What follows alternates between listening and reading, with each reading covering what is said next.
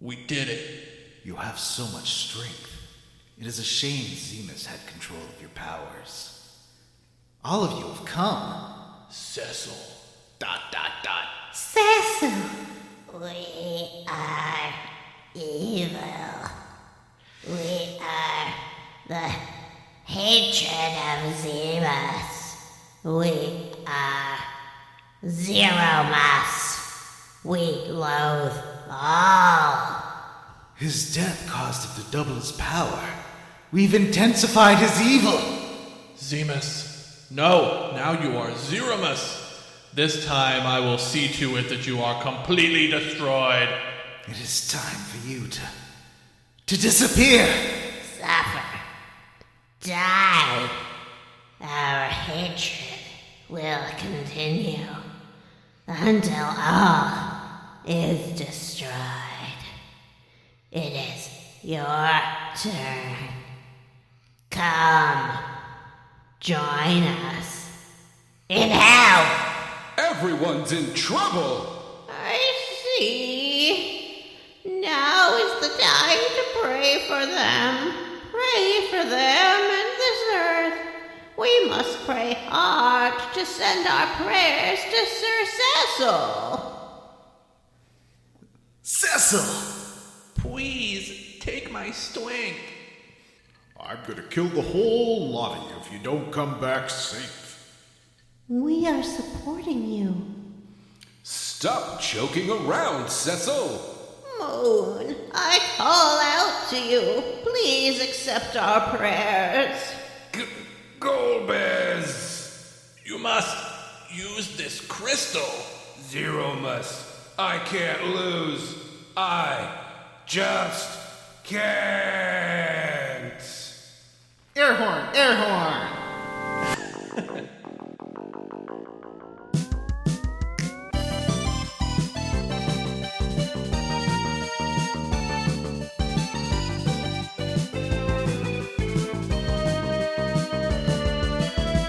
Hey everyone, and welcome to Square Roots, the classic RPG podcast. My name is Jim Banks. I am joined by Matthew Van Zandt, Heyo. John Zeromus Brandon, Zero muss, zero fuss. Just silky, fabulous hair. and Vanessa. I'm Vanessa Leisure. And this is a podcast where we play and talk about your favorite classic RPGs, one chunker at a time. And tonight we are finishing our Final Fantasy IV series. Another Final Fantasy in the books, guys. Wow. Wow! How many have we Wow. defeated so far? Wow. We've done 4, 6, 7, 8, 9, 10, 12, and that's it. Kind of 15, but not while I was there. We did a bonus on that, right? You did an instant classic on 15.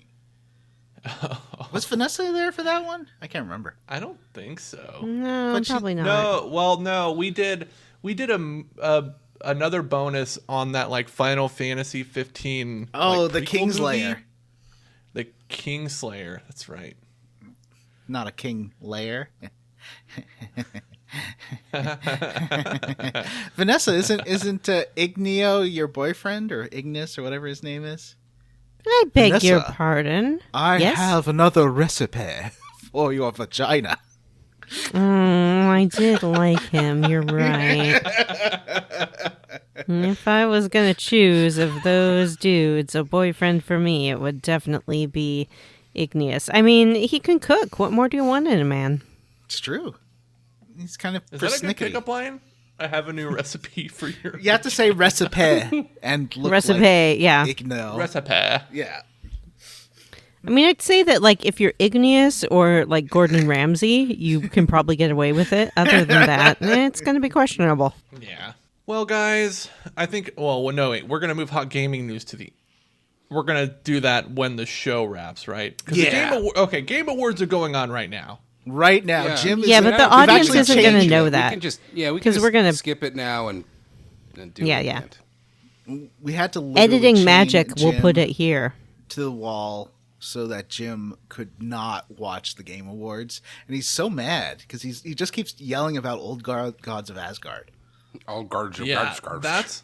I mean, to be honest, they're really pandering to the gym gamers with some God of War announcements already. Just a bunch of stuff that Jim likes. We'll talk about it later. I'm excited. That Mana Yeah. trailer was looking nice. There was a Mana trailer? Yeah. Visions We all of Mana. watched it together, dude. Oh.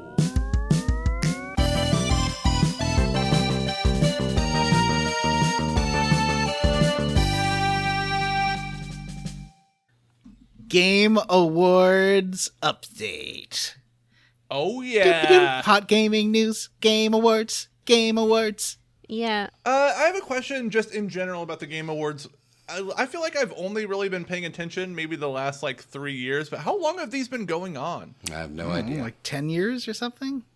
Are you serious? Yeah, it's been a while. They used to air on Spike Yeah, TV, yeah, didn't they? yeah. Yes. Yeah, it was And- a Spike Remember- TV thing. Sam That's Jackson hosted it one time. Aisha Taylor. right. I remember. Yeah. I think Joel and it was McHale did a couple of horrible. years, but he I think you're right. all he did was be like, "This is stupid." He was not into it. Yeah, it was pretty cringy. Yeah. All right, I have a question. Yeah. Go ahead, Vanessa. I was just going to say it was super misogynistic back in the day. Now it's It for was, sure. and I feel like lightly a lot of the misogynistic. commercials were. I feel like a lot of the commercials were like ads for Old Spice. Mm-hmm. And Gamer Fuel and Mountain Dew. Yeah. Fuel, Monster And- energy drinks.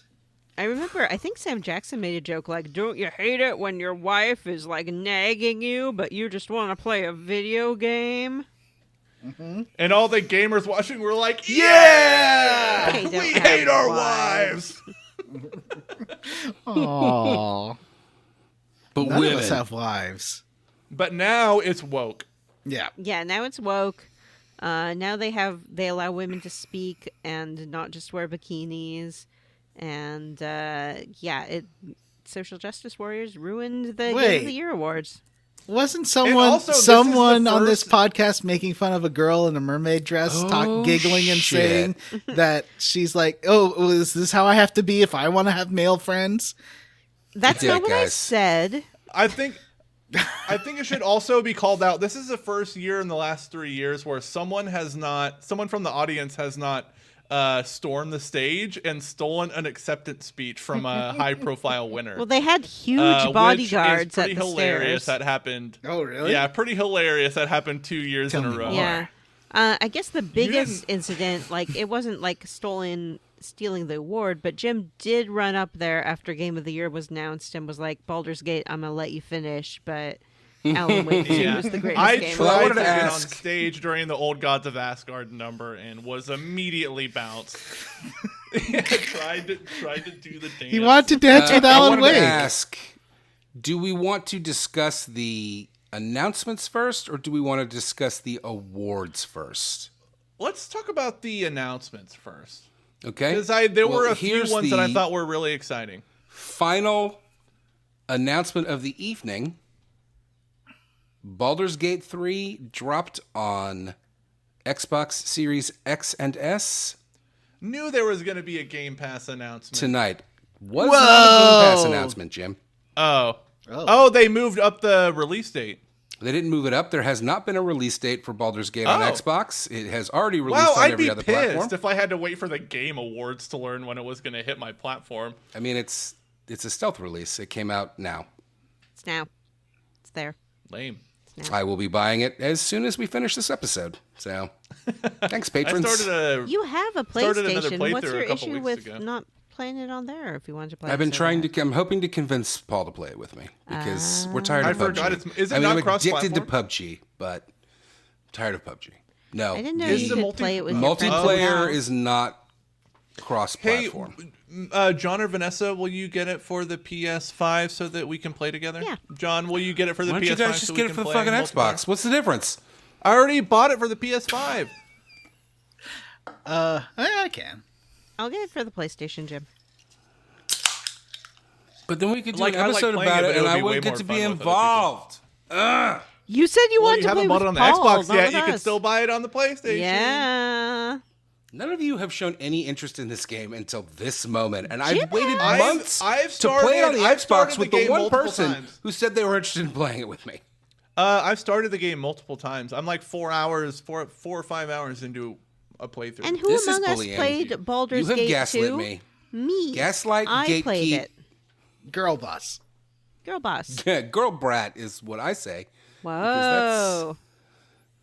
That's life with teenage girls. I'm not a teenager. All right. Not since 2 years ago. All right, you said let's discuss the announcements. So we don't need to go over every single one, but I'll hit the ones we can discuss. I'll hit the ones that are relevant-ish to our show. There is a new Monster Hunter game coming in 2025. Monster Hunter Wilds. I missed that one. Nobody seems to care I about feel that. like those games, that's one of those games that kind of turned in, it started out as, I feel like kind of a niche franchise. Yes. And I feel like that game just prints money now. Like, they've been running Monster Hunter World for forever, released 1 million expansions and DLCs, and I feel like people just eat that up, man. They love that. There's one of the games that was nominated for Best Mobile Game is a Monster Hunter game. Like, those games just print money now. I tried one of them. I don't remember which one. And it just was very not for me, you know? But I'm glad that it's, you know, it's a big franchise. People love it, so. I remember when Monster Hunter World came out on the PS4, I rented it from a Redbox. Remember when you could rent games from Redbox? And played Why it I for a weekend own and Resident really... Evil 7 on disc. Yep. Because I forgot to take it back when I lost it. Well, forgot isn't the right word. I lost it. Now I found it, so that's nice. And so, like, I played Monster Hunter World for a weekend, liked it a lot, and then took it back to Redbox and never played it again. Next up, Hideo Kojima's Xbox project has been officially revealed. It is titled OD. Were there any gameplay or stills shown for that game? I didn't think so. Not that I see. Jim, I am reading this off of a list. I didn't watch the Game Awards. I don't know. Yeah, I didn't see any. I think it was just Jordan Peele being like, I'm Jordan Peele. Yes. You may know me from movies And like... we're doing cool stuff. There was a trailer. Now they Games, revealed do we that know? Jordan Peele is a collaborator on the project. That's the Apparently big- there So is it's a horror thing, there was probably, right? yeah, it's a horror game, Presumably. and it's got a trailer. He's also a comedian. It does have a Yeah, trailer. maybe it's You're a right. Key Game. and Peele comedy sketch game. Yeah, it's a It comedy sounds game. better to me than a horror game. It's a rhythm game. It does have a trailer. There was a trailer with people saying Oh, the really? same speech in different ways, according to GameSpot. I haven't seen it. Oh, is that the Oh, one with yeah, Sophia yeah. It was Lillis just like- and Udo Kier? And... But it wasn't gameplay Okay. footage. It was just like the recording the actors. It looked like people doing mocap without the mocap stuff on their Yes, face. That's what it looked like. Yeah. It was like extreme close-ups. Also, seeing Udo Kier in an extreme close-up is terrifying. He He's a looked terrifying great. person. No, I loved it. He actually did look really good. He has piercing blue eyes, that guy. He was sort of like just, I don't know, weathered nicely. You know, speaking of Udo Kier, another game was announced. This game is another collaboration between Bethesda and Arcane Studios. I know that's got Vanessa's ears pricked It up. certainly Hell yeah. does. It is a Blade adaptation. Yeah. The Interesting. Marvel Comics hero. Yeah, and there was no gameplay shown. It was a cinematic trailer, but I'm cautiously optimistic, and I say cautiously because the last Arcane vampire game is famously probably the biggest flub of 2023, Well- Yeah. which was Redfall. So at this point, I believe most of the people that were involved in Arcane's original games are no longer with that studio. Okay, well now I'm just cautious. Yeah. and relatively optimistic. And it was definitely Microsoft that pushed them to release that game before. It was clearly before it was Yeah, ready. for sure. I like the will idea of say, a Blade though, game. I do love the Blade movies. I am still excited about this announced Mahershala Ali Blade movie from Marvel Me that too. feels like it's never going Like to fucking Blade- come out. But I love the idea. He's an amazing actor. I know this is something like a lot of nerds say, but like I do think that the first Blade is like it's my favorite superhero movie. I mean, it's not really a superhero movie. I mean, Blade's a superhero. I He is a mean, in the superhero. Marvel Comics, Blade is a superhero. In the Blade movies, Blade is a vampire hunter that has nothing to do with superheroes. But he's also a vampire too. I mean, do you... Do you think that twist, Men in spoiler Black alert. is Men in Black your favorite superhero movie? Is Teenage Mutant Ninja Turtles your favorite superhero movie? The guys None from of these Men are in Black superhero are movies. vampires with super speed and super strength. Is The don't Mask drink your blood. favorite superhero movie? Kind of. No, Just but it because is it's kind based of on a a comic superhero doesn't movie. mean that it's a superhero movie. Blade's a superhero, though. Why are you? Are you implying that the Teenage Mutant Ninja Turtles aren't superheroes? Because they're turtles. I'm No, excited they're about that. You know, like I'm cautiously optimistic about a Blade game from Arcane. A Yeah, big me announcement too. for Jim that I'm sure he's excited about: a free God of War Ragnarok DLC coming out next week. Let me finish. What I think I made my girlfriend embarrassed to be in our home because when that trailer started, I was like, this looks and feels like God of War. And then Kratos came on screen and I literally yelled, Kratos! And then they announced it and then I was like, this looks like a DLC. And then they said a DLC. And then I was like, oh my God, it's probably going to come out like next year. And then they're like, December 12th. 2023 release date. And I was like, oh my God, next week. And then in the next thing, they said free. And I was like, oh my God, it's free. And then, and and then Amanda said, "We're breaking up." Yeah. Move back to Texas. Get the fuck out of here. Sega announced 5 new games in one trailer, and honestly, I was pretty into it. A new Jet Set Radio, one of my favorite games of all time. Fuck yeah. A new side-scrolling Shinobi that looks like it has like modern like animation visuals. Like Look Trek to gorgeous. Yomi, kind of? It A looked new Crazy Taxi. like the Streets of Rage the hand animated drawn. It looks like that hand drawn Shinobi. That Yeah, looked, it looks like that hand-drawn. looked cool. It looked gorgeous. Matt, did you say Crazy Taxi? Yeah, new there's Crazy a new Crazy Taxi? Taxi. And They are a playing new- the hits. A new Where's Golden Space Axe and a new Channel? Streets of Rage. What little we Golden saw Axe. of Golden Axe, I thought looked really interesting. Like it looked fun. I'm Is excited. it still top down? No. No, Is it more like More that of a 3D action, what's that? but it looked like it would be multiplayer. I think it could be very interesting. We'll see. Oh, so kind of like those Warhammer games, like there's Maybe. that Warhammer game that's on Game Pass. That's Maybe. like you have a set squad. Like that. What's that game that me, you, and Paul? I think John played it sometimes too. Dark Alliance. Alliance, it yeah. did kind of give me yeah. a Dark Alliance vibe. Maybe a little more brawler. Oh man, I think A little think more Crime action. is fun as which I hell. kind of Yeah. didn't hate. It looked a little more Okay. fun. I'm Fun into that. visually, not fun to play. Anyway, I picked up there was a not new a lot of controller. information given on that, but it was pretty exciting. I love Sega, and legitimately, Jet Set Radio. Oh shit! Pump that into my veins. Jet Set Radio and Crazy Taxi are some of my favorite gaming experiences from when I was a kid. Good stuff. I don't know if anybody cares about this, but I'll mention it. The No Man's Sky developer announced a new game called Light No Fire, Oh. which is interesting. Open world, online multiplayer game. We'll see. A Final Fantasy 16 DLC was announced as well. Comes out spring of next year. Oh, did they say what it's called? It's called The Rising Tide.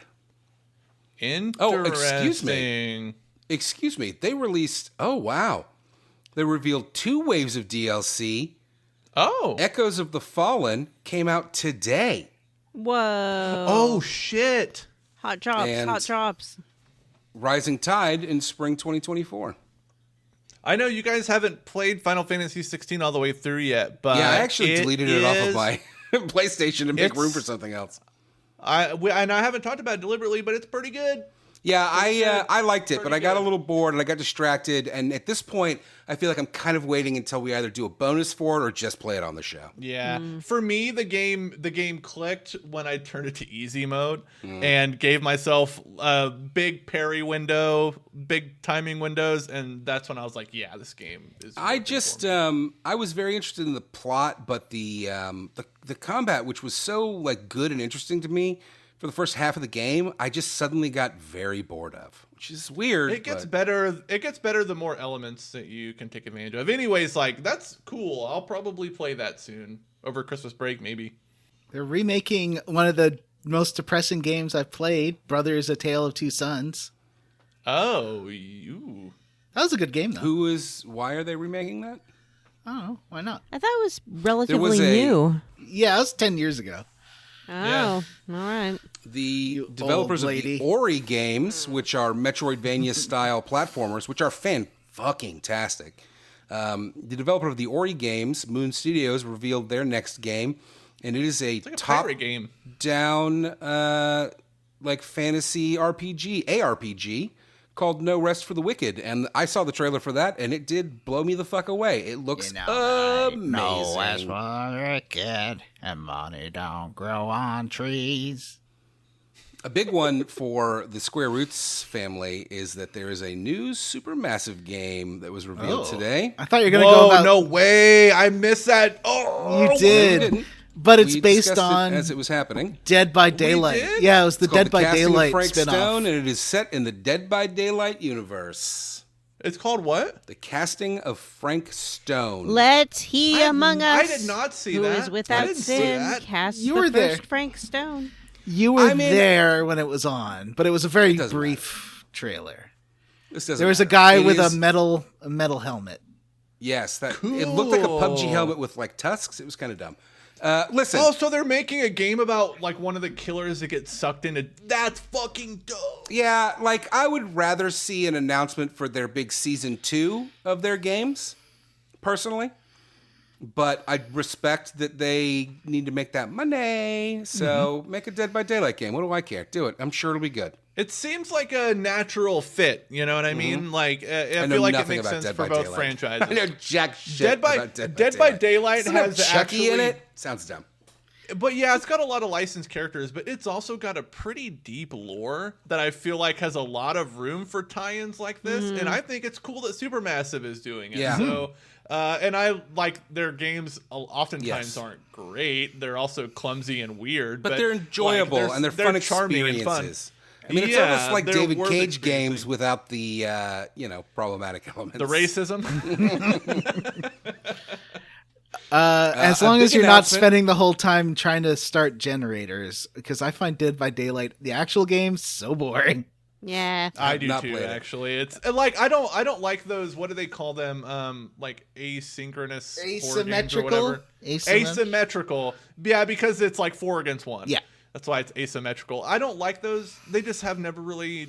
I mean, they can be fun, but it's not a game I'm going to pick up and play like every Unless day. Jared is there to help us. Unless Jared. mysterious Jared is there. Jared! The Goblin King? New there was a mana big- game. A big, huge announcement from Square Enix. Mana. Mana, new- mana. Yes, a new Rabbites. game in the Mana series, Visions of Mana, got a trailer, and I am fucking stoked. It looks We very love Akira mana. Toriyama art. But he doesn't do the art for that game, which is weird. But he always... that first game had a lot of Akira Toriyama look to it. It's like great value Toriyama, Yeah. kind of the way it looks. Yeah. I wonder if it will have all the crafting charm of Legend of Mana. Probably not. That was Nothing kind of a one-off. will ever top that. That was I- the best a game big that ever point of- happened. A big point of controversy about this new Mana announcement, it has not been announced for Switch yet. Oh. What's the point of controversy? I love the Switch, but- Nintendo fans are like, whoa, this is like a Nintendo franchise pretty much. No, it's not. Legend of Mana Fuck was off. not on any Nintendo system until the Switch. Except for Legend. Well, that's when Nintendo was still trying to figure its life out. Yeah, they're going through a phase. It's like calling Yeah. Final Fantasy a Nintendo series. Like, it was when that was the Yeah. only choice. Yeah. But like, Mana hasn't really had a new entry in the modern console Legend of era. Mana In the was last, on like, PlayStation. The Legend of Mana was which Legend of Mana? It's the that one was that we played. It 99, was amazing. 2000. That's 24 years ago. that's like Okay, that's that's like the 4 last console fucking game generations that came ago. out, Come Jim. on. What do you want? No, there was Dawn of Mana on the DS. Okay, that what 5-6 years later. Yeah, so it was like 2007 or something. Yeah. Jim was excited about the Hellblade 2 announcement. Oh, Hellblade yeah. Senua's Saga. Wasn't the first one Setsuna's? Senua's Sacrifice. Oh, it's the same. Okay. It was Hellblade: Senua's Sacrifice. That's the first one. I thought it was the new one is Sacrifice. No, you're thinking of I Am Setsuna, which is an RPG. You're right. I will say, I don't think I've talked about it a lot on the show, but a couple years ago I decided just to play Senua's Sacrifice because it was on Game Pass. Holy cow, what an gorgeous, immersive game it is. It's not too long. You can get through it in maybe 5 or 6 hours. A lot of cool puzzle elements. The game is really interesting in that, like, you're experiencing the protagonist's schizophrenic delusions kind of as they're happening. That's kind of the setup for the game. Whoa. And it's really, the music and the sound is like incredible, next level. And the game looks great. I got stuck at like one of the early puzzles and I spent an hour on it. Yeah. Once you figure out how the puzzles work, they're all visual, like lining. I figured that out. I just couldn't do it. Yeah. I couldn't do it.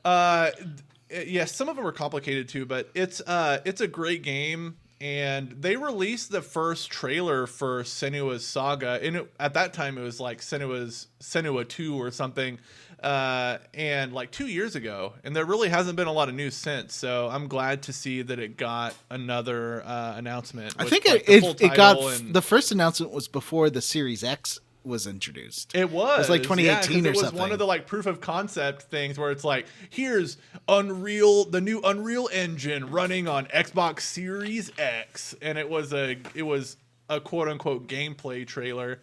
But I thought the announcement looked really cool. I'm excited for that. If it's anything like the first one, I'm gonna dig it.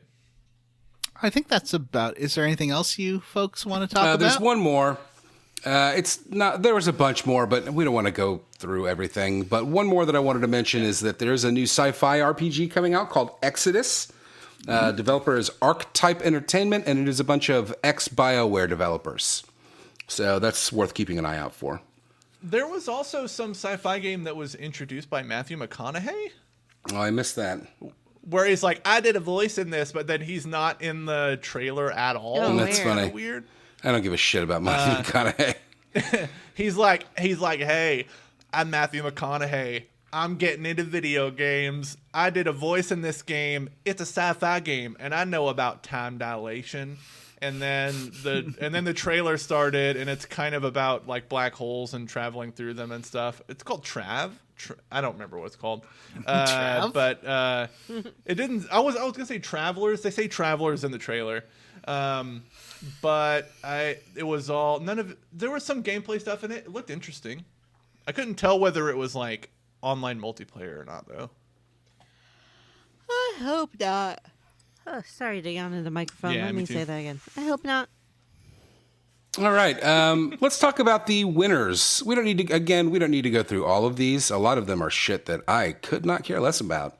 Mm-hmm. But let's see. Let's say the most anticipated game of the year went to Final Fantasy VII Rebirth. It beat out Tekken 8, Star Wars Outlaws, Like a Dragon, Infinite Wealth, and Hades 2. Oh. I guess that just means like they've done a good job marketing it. Although since it's the second part of a game that already came out, like it's a little bit different than the way you talk about most games that are anticipated. It's not even really a proper sequel. I know that this doesn't really pertain to the show as much, but best fighting game of the year, Street Fighter 6. I saw that. That's one of those categories that they just like read off like 10 at a time. Yeah. Best RPG. I felt like if I was a fan of that, I would have been bummed it didn't get like a full reveal and acceptance speech. Best RPG, Baldur's Gate 3. That is not shocking. Oh, you mean it wasn't Starfield? It was not. It was nominated. Starfield was on the list. With Final Fantasy 16, Lies of P, and Sea of Stars. The best sim/strategy game was Pikmin 4? What? Oh, weird. I guess. Sure. Technically. Mm-hmm. Best narrative went to Alan Wake 2. I think we talked about that on the show. Yeah, We will talk and about that on the show. That one art direction as well, right? I think. Best overall direction. Ooh. But maybe it did win best art direction too. I just didn't see that. Best action adventure game of the year went to Legend of Zelda: Tears of the Kingdom. So congratulations to that. I expected that to win more awards. Yeah, me too. Well, it's just, I loved it. Definitely loved it. But, it's... Was best art direction, John. The guy who won for best performance looks like a vampire. Yeah, that's the guy Neil who voices Newbon? Asterion, which everyone on the internet is horny for Asterion in Baldur's Gate 3. Best independent game of the year went to Sea of Stars. That's nice. Good. That's a good game. I got a little bit, maybe a couple hours left of that game, and I got it finished. Mm-hmm. Yep. Best performance went to Neil Newborn for Baldur's Gate 3. Melanie Libbard was nominated for Alan Wake 2. For Sokka. Yeah. That's good. Audio design was Hi-Fi Rush. That's not shocking.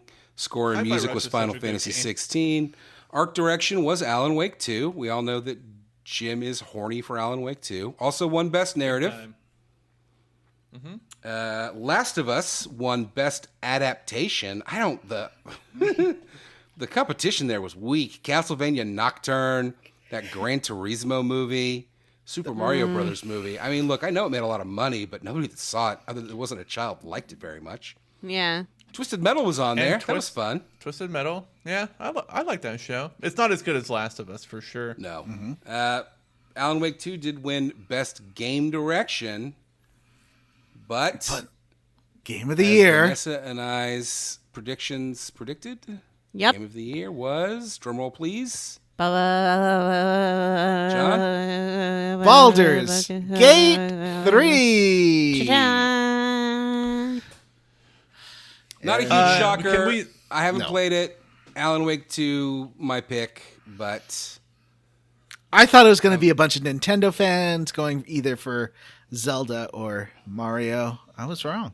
Isn't it voted by Maybe they're industry split. people though? Yeah. no. Oh. It's You could just open go voting. online and do it yourself. Oh, because But I guess- reason Yeah, I I did. thought it would win is because people would recognize the difficulty of drawing from such an old franchise because they are also game developers. But I had no idea what I was talking about.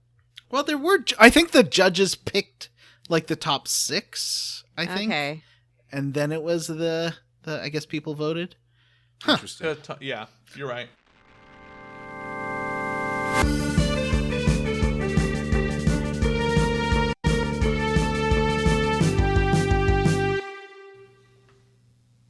Who wants to go first? John, how did you level up?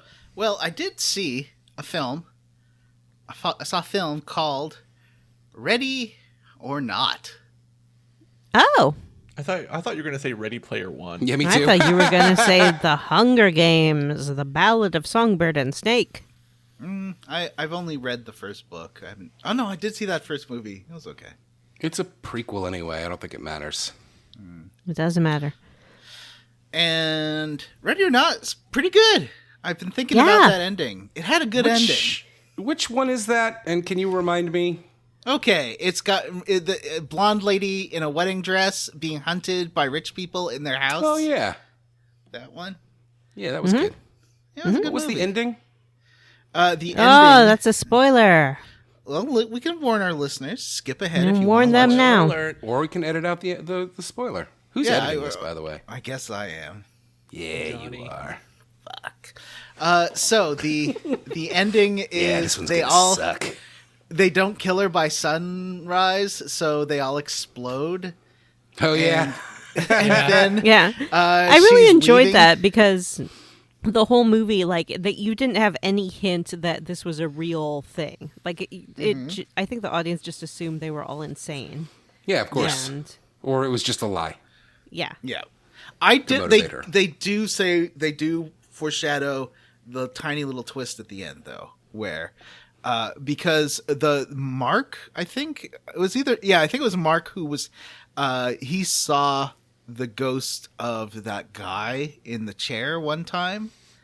And she sees him for a second in the flames, giving her a toast, raising a glass to her, and she's just like, "Fuck." Yeah, but Oh, that's like a after dead eel? everyone blows up. Yeah, the original guy who they made the devil's bargain with. Faust, Mr. Faustus. What a good movie! That was a lot of fun. I have a question, Johnny. Yeah. If you fell in love with someone and they told you, we can get married, my family is very wealthy, you'll be fiscally taken care of for the rest of your life, and I love you, like, sincerely, and we can be together, but there is, like, a 1 in 52 chance that you'll have to play hide and seek for your life, would you marry that person? Would they tell me about the devil worship stuff? Because I think I'm not gonna. Yeah, be into I guess that. that's always the thing with those things is if the devil is real, then it follows that hell is probably real. So you'd be making a deal for like what, 50 years of rich bliss followed by an eternity of suffering? It's not a good deal. Yeah, I think I'm gonna pass on that one, honestly. And plus, like, the family seems psycho. Also, yeah, they don't seem like it fun to reminds be me, around. Speaking of weird rich family drama, Vanessa pointed me towards a channel where a lady reads "Am I the Asshole?" Posts and then comments on them from Reddit. There are so many of those. And she, people have so many like weird social expectations. All this sounded like rich family stuff too. It's like, oh, my nephew was ordering $190 steak, and my brother was mad that I wasn't going to pay for it even after I said I was going to treat them. It's like, who the fuck would let their kid order a $190 steak? Yeah, Like- that's crazy. That's insane. It's hard to tell with Am I the Asshole, like what's made up and what's not. But I think that Yeah. like taking stories from that subreddit and like using them for your content on video channels, TikTok and YouTube is kind of gross because you have to assume that, I mean, the premise is that these are people genuinely looking for advice, and then to just be like, hey, I'm going to comment on this, like... But they aren't looking for advice. They're like, did I do the right thing or the wrong thing? Because it's usually like a situation that's done. I don't know. I've seen people in Am I the Asshole updates that are like, I saw this on TikTok or I saw this on YouTube and I'm really upset about it. Or even worse, I saw this on TikTok and they changed the ending to make it sound like something else happened. And that's really weird. fucked up. Well, Vanessa, Like, I if want to read somebody's- some really dire shit. Read that relationship problems subreddit. Yeah, that one I can't. Yikes. I can't do that one. Oof. It's tough. Vanessa, how do you feel about this? Do you think it's ethical to make Am I the Asshole videos on YouTube or Well, TikTok? I mean, it would be hypocritical of me to say that it's not because I do watch this lady that I linked you to. I mean, I don't know. I think most of the stuff on Am I the Asshole is probably not real. But also, people have been doing advice columns forever. And I think people who post on Am I the Asshole are aware that anyone on the internet can see it and then comment on it. So I'm fine with it. We could do a channel where we reenact Ann Landers questions. That would be Old pretty Ann funny. Landers. I would only want to do them from like the 80s or something like Yeah, that. That would yeah, be really from fun, the actually. 70s and 80s. Yeah, like Yeah. to take letters that people wrote in like 60s, 70s, 80s asking for advice and give them advice from 2023. Future advice. Cut this out. This is a really good idea. We're going to do it, Johnny. Okay. Yeah. Future advice. Is that what it's going to be called? Future advice? Yeah, or something. We'll workshop Or that. advice from the future? All right. Jim, you are rocking back and forth, anxiously trying to wait for the Game Awards. What'd you do to level up there, buddy? I saw some movies in a theater. I saw Eli Ross Thanksgiving. Oh, really? Oh, wait. Like, I know they made the fake trailer. Made a whole movie. Oh, I got to message the Kill by Kill guys and come back for that one. Do you want me to see if you can come on that too? Yeah, I'd love to. I All right. liked the movie a lot. It was really fun. Didn't take itself too seriously.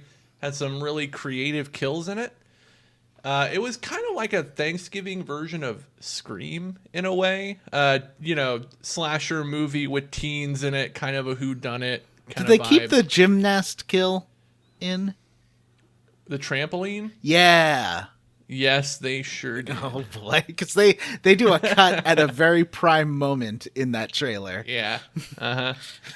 That's in there. I also saw a movie that I'll let Vanessa talk about, but it was the Hunger Games prequel film. I saw that. Thought it was pretty okay. And I saw Godzilla -1, the new Godzilla film, which was 10,000 times better than I expected it to be, and actually moved me to tears. And I think it might be my favorite movie I saw this year. Oh, wow.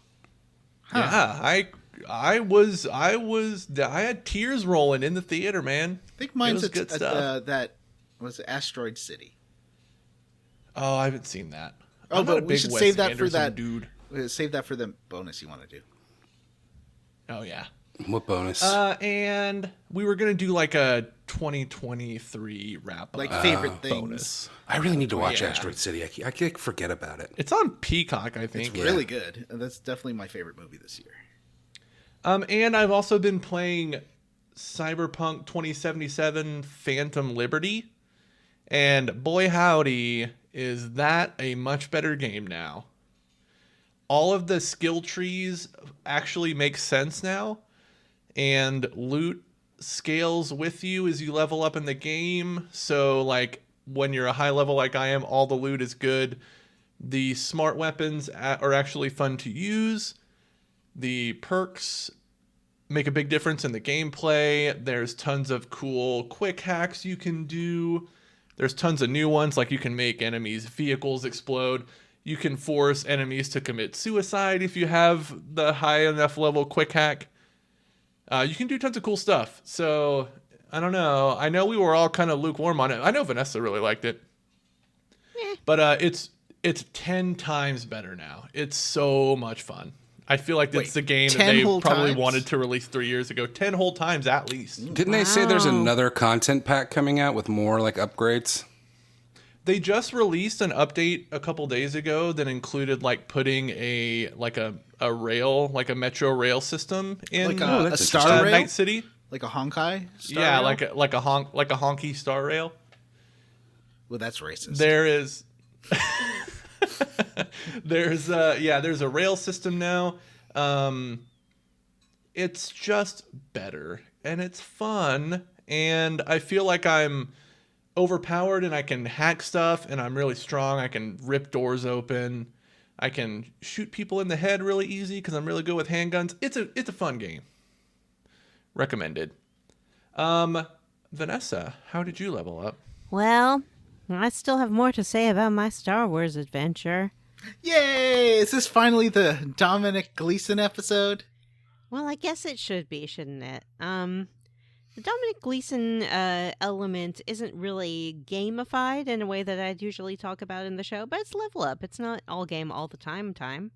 Yeah. I will say, last time I talked about the Bounty Hunter game you can play, there are other activities that you can do in Star Wars Land with your smartphone. You can hack certain locations, so you have to go to the physical location, and then you get a little hacking mini game where you have to line things up, like a sort of like a lockpick game. Like a Mass and Effect as you- thingy, or Yeah. like an Arkham? Is it like the Arkham mhm. one where you got the two little twizzle sticks? No, it's like a lock where there's like three things, and you have to line them up so that they line up in a certain way, like 3 concentric circles. So it's more like Starfield, I guess. Okay. And there's an Arabesh translator, so you can go around and translate the Star Wars language into English. And as you do these things, you can unlock like different outfits for your profile and earn points for the Resistance or the First Order, depending on your preference. So they definitely tried to make it interactive. I think part of the problem with it, though, is if you're just going to Disney for a day or two, you're probably going to want to spend your time going on rides and eating delicious snacks rather than playing a lot of mini games. So, mixed blessing. The spy element, by which I mean Domhnall Gleeson, by which I mean General Hux, he appears as a hologram in part of the ride of the Rise of the Resistance. And later, he appears as a full animatronic. So if you're a Hux head, and I know you are, take yourself down to Rise of the Resistance. Really, really good ride, I gotta say. Okay, you're saying it's an animatronic now. Vanessa had me believing for 3 whole weeks that they just kept Dominic Hall Gleason in a room and wouldn't let him out. And he has to pretend to be Hux all day. I mean, they make him eat out of the park dumpsters. Yep. Yeah. Listen, maybe I'm making assumptions. I assumed it was a holographic projection when I did see him, followed by an animatronic, but I don't have proof of that. You know, it very well could be that he is just doing the same little performance. I don't know. Have you been How many on times a the day do you think that ride runs? Oh, 30? 1,000 times a day? 100? How the Pirates of the Caribbean ride? Have you seen it since they added Jack Sparrow? I have. Captain Jack. Is that an animatronic? It moves so fluidly. It is. It's a really good animatronic, which is kind of jarring because it's in there with the old original animatronics. Yeah, it looks like someone's walking around the shitty animatronics. I thought it was someone in a costume. That's amazing. No, it's not. That's scary. Yeah, I mean, It is scary. I would say if you want to see the best in technology, and that includes not just animatronics, but things like stage lighting, scenic design, projections, anything that's going on in the world of like theatrical design, go to Disney because they will be doing it best and first and for a bigger budget than you could imagine in any other context. So if you're into that kind of thing, it's a great place to go. I guess I should confess that it was pretty crowded and very expensive. In a way that I don't remember it being from previous trips. And I've seen a lot of people complain that it's gotten a lot more crowded than it used to be. And the statistics show that many more people are going than used to. So there used to be days where there'd be kind of like slow days and busy days. And now there's like medium days and very busy days. But it never really gets slow the way it used to be. I had a pass in 2009, so I could go on like Wednesdays or whatever. Yeah. And that was pretty neat. But I never saw a ride that had like a less than 15-minute wait. And that was at the minimum. Usually it would be like 60 to 90 minutes for everything. But because I'm bougie, I did pay for the like upgrade so you could use the lightning lane passes. And then for certain rides, like Rise of the Resistance, you have to pay an additional charge to like get through the fast line. Oh, wow. And that's like $25 a person. It adds up. It adds up. They must make so much money from those. I mean, I know that they spend a lot of money on those parks too. They are. Oh yeah, cheap. No, they're making loads of money. But you know, you gotta whistle roll, Rome burns, and so I went and did my whistling. Other level ups, I finally watched Dial of Destiny last night, and it left me kind of bummed out. Like, I thought it was fine when I was watching it, but then afterwards I'm like, no, I don't think I like this. There was a part. Did you clap when Mutt came on screen? Yeah. I did. I was like, yeah. I'm not dead after all. Yeah, surprise. Shia surprise. It's Shia LaBeouf. Actually, no, I'm never happy to see him these days, so I wouldn't have clapped. I would say that the very end of it was so transparently trying to use nostalgia to evoke emotion that it kind of pissed me off and made me unhappy. So it ended on a real sour note for me. You didn't like Karen Allen coming back? I did not like that. I didn't mind her being there, but I did not like the sort of reenactment of their famous Raiders scene. Oh, yeah, okay. Way cheesy. Were you expecting time travel? Yeah. Oh, okay. I was not. Even though I guess I should have, because that is what they keep saying it does. Yeah, I mean, they keep saying that's what it does, and then the whole beginning sequence is a whole de-aged thing, so I kind of assumed that we'd be going back to that beginning sequence and see old man Indiana Jones running around in the same... And that did not happen. It did not happen, so that subverted my expectations. Yeah. I will definitely say that, some elements of it surprised me, but not necessarily in an earned way, But it was okay.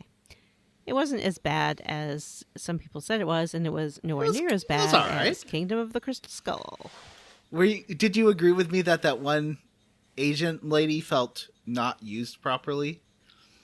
Yeah, I guess so, but I knew that she wasn't going to be, because someone had told me that. Yeah, so I didn't find myself investing in the character in any way because I knew that her fate was short-lived. Her element in the movie. Matt, Hello. how did you level up?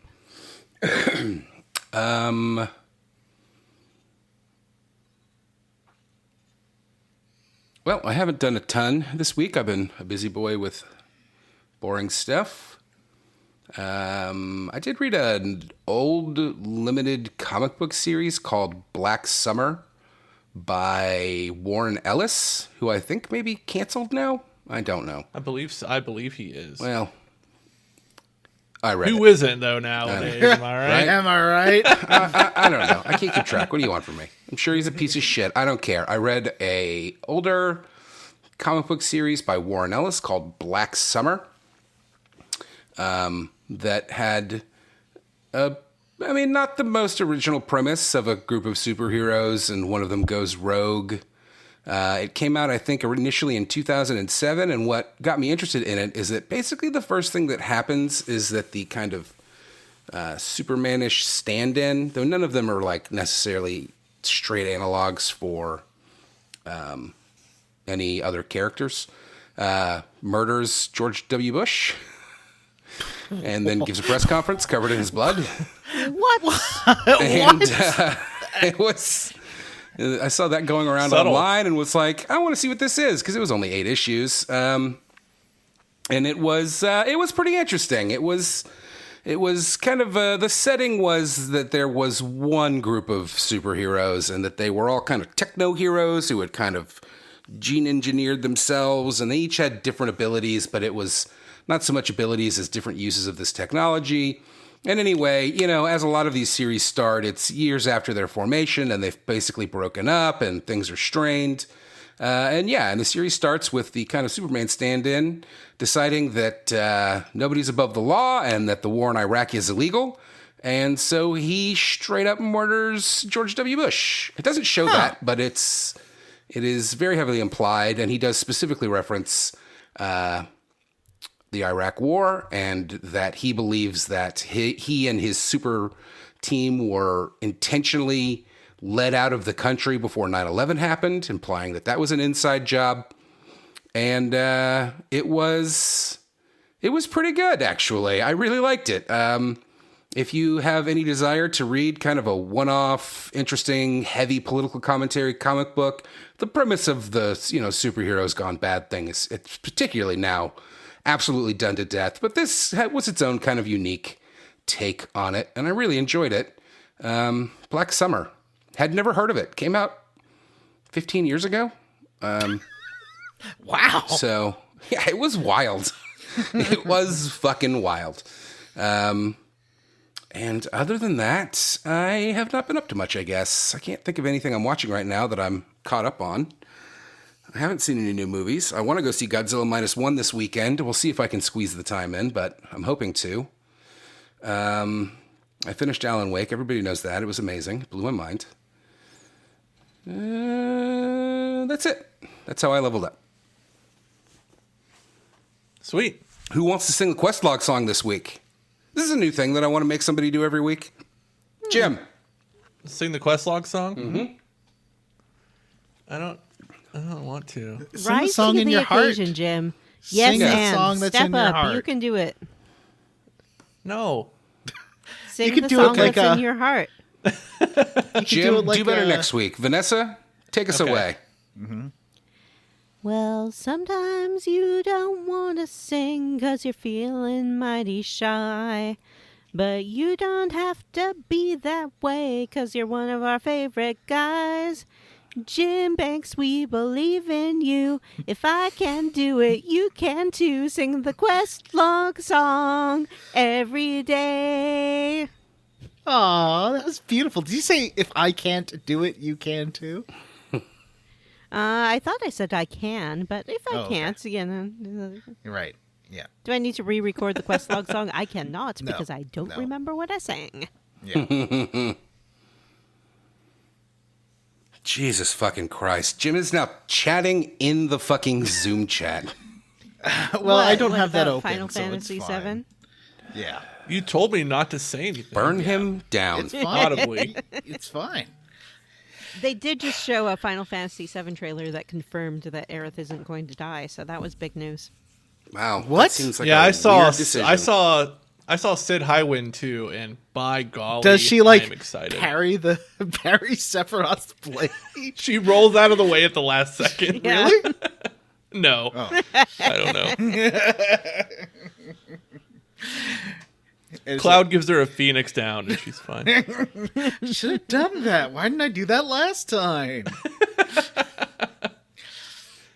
All right. Well, there's going to be a Final Fantasy Apex Legends thing. More like Apex Hey, we're Gaijins. not talking about it right now. So we're talking about the quest log. All right, Golbez. He's got all the crystals. Kane, piece of shit. Just total piece of shit. He's He trash. can't help it. He's He was under under a the spell. evil spell. That's what he says. Well, it's all pretty much confirmed by the end of this. So we head back to the Dwarven Castle. We're in the underground. We have our ship, the Falcon. And we head back to the Dwarven Castle to tell him that we have failed again. I don't know why he has any fucking faith in us at all at this What point. is anyone? Yeah. It's crazy. We've lost every crystal that we've tried Every to get. single one. Oh, think I we're the never only mentioned. ones who are trying. So what else are they going to do? Do you know where Luca lives? He's a king. The dwarf Oh, I princess. do know where Luca lives. Yeah, Where she she live? lives on the second floor. So Oh, like upstairs from me. yeah. I think I've seen But, her before. I have too, but if you like, there's a weird thing where you can sort of hear her up there, but she doesn't want you to talk about it. Is it her murder dolls? Is that what she doesn't want us to talk Yeah, about? I guess so. That she has Don't ask a her set how of she 6. Because she's sad that she lost her murder dolls and we broke them. My name is Luca. I lost all my murder dolls. And so there's something called a lunar a lunar whale? The Dwarf King tells us the myth of the lunar whale. The what now? It's a Mysidian myth. What? We are trapped in the underworld, but who is here in the Dwarf Palace? It's Sid! And he attaches Yay. a great drill to our airship, and we head to Mysidia to learn more about this lunar whale. This is a cartridge. How can it suddenly go disc 3 crazy? I mean, it just feels so out of nowhere. They're like, well, you failed, but guess what? We've got a Deus Ex Machina, a lunar whale. Also, is this what Sin was based on? I bet this I is think what I Sin is based on. genuinely think it's a reference to this. Yes. This was the first appearance of Sin. So At let's this talk point- about well, I guess we need to talk about the prophecy and going to see the old man first. But then we're going to talk about what exactly that lunar whale is because I want to do a deep dive. Okay, I'm very interested. But before that, before we go to Mysidia, I certainly did, have a little side quest fun.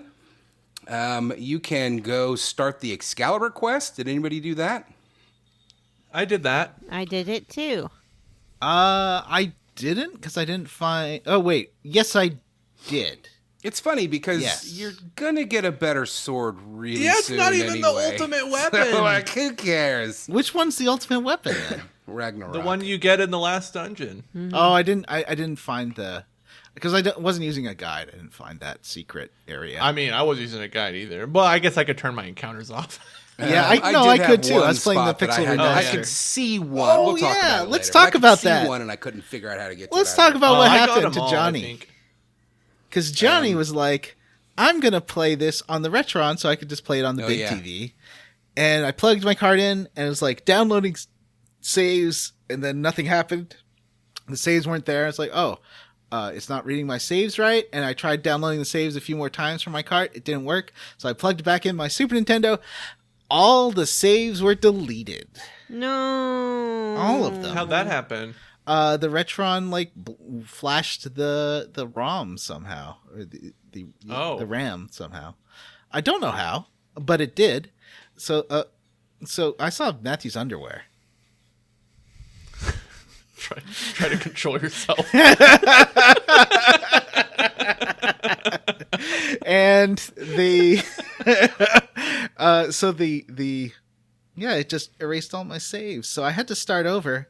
And I was planning on maybe not being able to do it. I was curious if I skipped all the dialogue, played it with all the boosts on.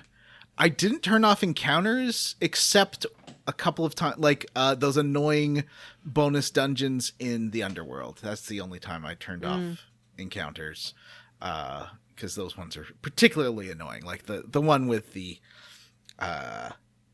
getting Rydia's extra summons and all that. Sure. But I did it. I finished the game in 12 hours. So I guess between Saturday night and Monday night or Tuesday night, whenever I finished it, I played 12 hours of the stupid game and finished it. Wow. Congratulations. Now that you've had both experiences, do you stand by your statement that those of us who played it with the boosts on are cheating cheaters who cheat and didn't get That's a real not experience? what I said. I said it was a different experience, and I think it is. Because it just makes the dungeons feel less like monumental. But I don't think that's good or bad. It's just a different way of playing the game. Like it definitely reduces a lot of the anxiety of playing the game and how hard and how, like, even with encounters on, they're like a quarter of what they are in the Super Nintendo version, which they are stupid, the amount of encounters on the Super Nintendo version. But they also made Sid and Edge less powerful, and Sid, Edge, and Yang are less powerful in the Pixel Remaster versus the Super Nintendo one. They do a lot more damage. So I was right when I was saying that Sid is useless in the Pixel Remaster. He's not great. You do have to make sure he's in the front row, but even then, he's not that good. And I guess, doesn't he throw his hammer, though? Or does he? No, he doesn't throw his hammer, but I think Edge throws his hammer if you have him use, or Kane, one of them does throw it, but I don't think Sid does. Neither Or is that the Kane axe? nor Edge That's throw the their axe. weapons. Edge has a throw ability. Actually, Kane, if you have him equipped with a throwing axe, he does throw it, so... Yeah. I never saw any throwing axes in the game. The I don't know what you're talking poison about. giant axe, ogre axe, whatever you want to call it. Anyway, I think the music, though, that Pixel Remaster music is incredible. Like, just the boss theme starts with a choir going, "Wah!" and that just really gets you into the fights. And the remix Moon theme in the dungeons is so good that, yeah, the Pixel Remaster music is fantastic. Also, the town theme is just better overall. It's longer and less annoying. I think that it's just. I think it's fun. I think that it's fun in a way that the original. Not that I really ever played the original, but in the way that the original series was not fun. This is breezy and enjoyable, and I like it, and I get to experience it and play it, and see all the fun sprites and see the weird. Bosses and all that stuff, and if we didn't have these Pixel Remasters, boy, I don't know that I could make it through this fucking game. No, that's fair. That is fair. Yeah. So I did finish it. I did catch up and finish this game. Back to where we were. Yeah. What about Odin or Sylph? Who got those great. I thought the Odin fight was really hard. I got Odin and Sylph. Well, wait. Well, You let's basically talk about Sylph in a have minute, to beat but Odin in a few turns, or he will one-shot you your do, party. yeah, because eventually he'll do his Zetsuken. I defeated- Zetsuken. I defeated Odin with Kane in the party. I came back and did that because you can do Oh, I it wish I before you would've get done that. Kane, but it's way easier if you have Kane in there. Like I did it, no problem. And Sylph you get just by waking up Yang with the frying pan. Yeah, and then you get the knife from Yang's wife. I love the Yang's knife is the neat, right. but it's a one use thing. I used it. I used it on Zeromus. Stabby, stabby. Yeah, me too. I love the Pixel Remasters dialogue for Yang's wife, where she's like, she's very much a Lepity Moore, I would say, in the Pixel Remaster. She's like, oh, In y'all. what sense? And she's like, I had to smack him on his stupid head. That big old dum-dum. She's just slanging it up left and right. It was pretty great. Just calling him So like back a in lazy bag of Mysidia, bones. the elders ask us to join them in prayer, which we do, and they summon the lunar whale. That's it. They just had to pray for the lunar whale. And it's Can we there. try to that pray. sometime? Yeah. You try it right now. Okay. Oh, okay. Lead us, Vanessa. What rhymes with whale? Snail. Hail. Male. Bail. Gale. Whale. Male. Trail. Whale, but like whaling. Okay. Fail. All right. Let's do it. Oh, great lunar whale. I didn't realize this prayer would need to rhyme. Don't but all it had prayers heavy rhyme? implication that it No. will. And the lunar whale never appeared. Everybody died. Wow, sad. Well, it was worth a shot. I assume all so- prayers have to rhyme. Why? Oh. Our Father who art in heaven, hallowed be thy name. That doesn't rhyme. Rhyme. It's my favorite rhyme. I guess some of it rhymes. Yeah. The next line that I didn't say. Anyway, we go hop on that lunar whale. It's the first and only airship in the game that you can actually go inside. And it has a great little healing spot, and it has a fat chocobo to hold items, which is not something that was necessary for me in this game. No, me neither. And I did it eventually just because in the battles I wanted to use some elixirs and they were all the way at the bottom, so I had to offload a bunch of stuff. Oh, yeah. You can So what you sort- didn't do you can was sort your sort. inventory. Oh, I guess I didn't do that. You can even do that but on the Super Nintendo version, you have way less inventory space, so the fat chocobo makes a Yeah. lot more sense. Yeah. Oh. It's funny. There's like a lever, and if you hit that, then the lunar whale takes off like an airship, and you can fly it around the world. And there's also a crystal, and if you touch that, then it flies you to the moon. Okay, I have a big gripe about these airships. Whale. Every airship should be able to pick up the hovercraft. The fact that I Why? had to find my old Yes. airship to get the hovercraft to go do some of the side stuff to do the Excalibur thing. Yep. That's annoying because I was like, did I just lock myself out of this? But it was I a thought the same special- thing, Jim. The same thing. Yeah. I was like, It was where? a special device. Yeah. No, only that first airship you get has the crane Yeah, to the lift Falcon. the Yeah, Yeah, a hovercraft. special device they installed on your first airship. So why would the second airship have it, and why would the lunar whale? Why not? have it? It's a better Yeah, ship. The final airship should be the sum of all of the previous airships. But it's not an First of airship; all, it's a whale. It's a whale. You're not going to install a hook on a whale, you monster. It's functionally an okay. Sorry, you can't install a hook on the whale, but you can drive it to the fucking moon. Oh, I thought you were talking about the Falcon, not the whale, because I was driving the Falcon. Okay, and also, you know how they put a drill on the front of the whale so that you could get out of the underground? No, there's a drill No. on the other a ship. drill on the There's Falcon. two Drill ships on the On and the a Falcon. whale. There's a drill on the There's two Falcon. ships and a whale. Yeah, there's Yeah. a drill on the Falcon, but it would have to be going up, and I don't think airships go yeah, up. yeah. like That's that. very true. That Maybe did they not went make like a lot of sense. diagonally. They Yeah. were just they Oh, all just okay. stood at the back Yeah. of the ship Yeah. and it angled upwards a little bit. Yeah, they were dumping the clutch and really revving the engine so it like sort of stands up. Yeah, trying to pop a wheelie. Just Yeah, hitting the throttle exactly. really hard. So, anyway, welcome to the world of Lunar Silver Star Story. Don't forget to collect all your perverted bromides and your child sister bride. Vanessa, That's what is this game is the now. whale alive? Is the whale a robot? No. There's no indication to me that this whale is a robot. It's got lots of yes, there bleepy is. bloopy It's a robot. machines inside. It's definitely not a robot. It definitely is and was created by a man which we'll discuss later. The whale has bleep bloops inside because, like Monstro swallowed Geppetto, the whale swallowed some technology. Yeah, but Monstro wasn't filled with robot parts. Could I have feel been. like maybe they mean whale like really big. I thought it just was This is the lunar really big. I would like to Spaceship see shaped a better like a whale? picture of this thing because, yeah, it doesn't look like a whale. It just It looks does. like It's got a gray tail. airship. It's got a tail. Does a it? whale I'd to me.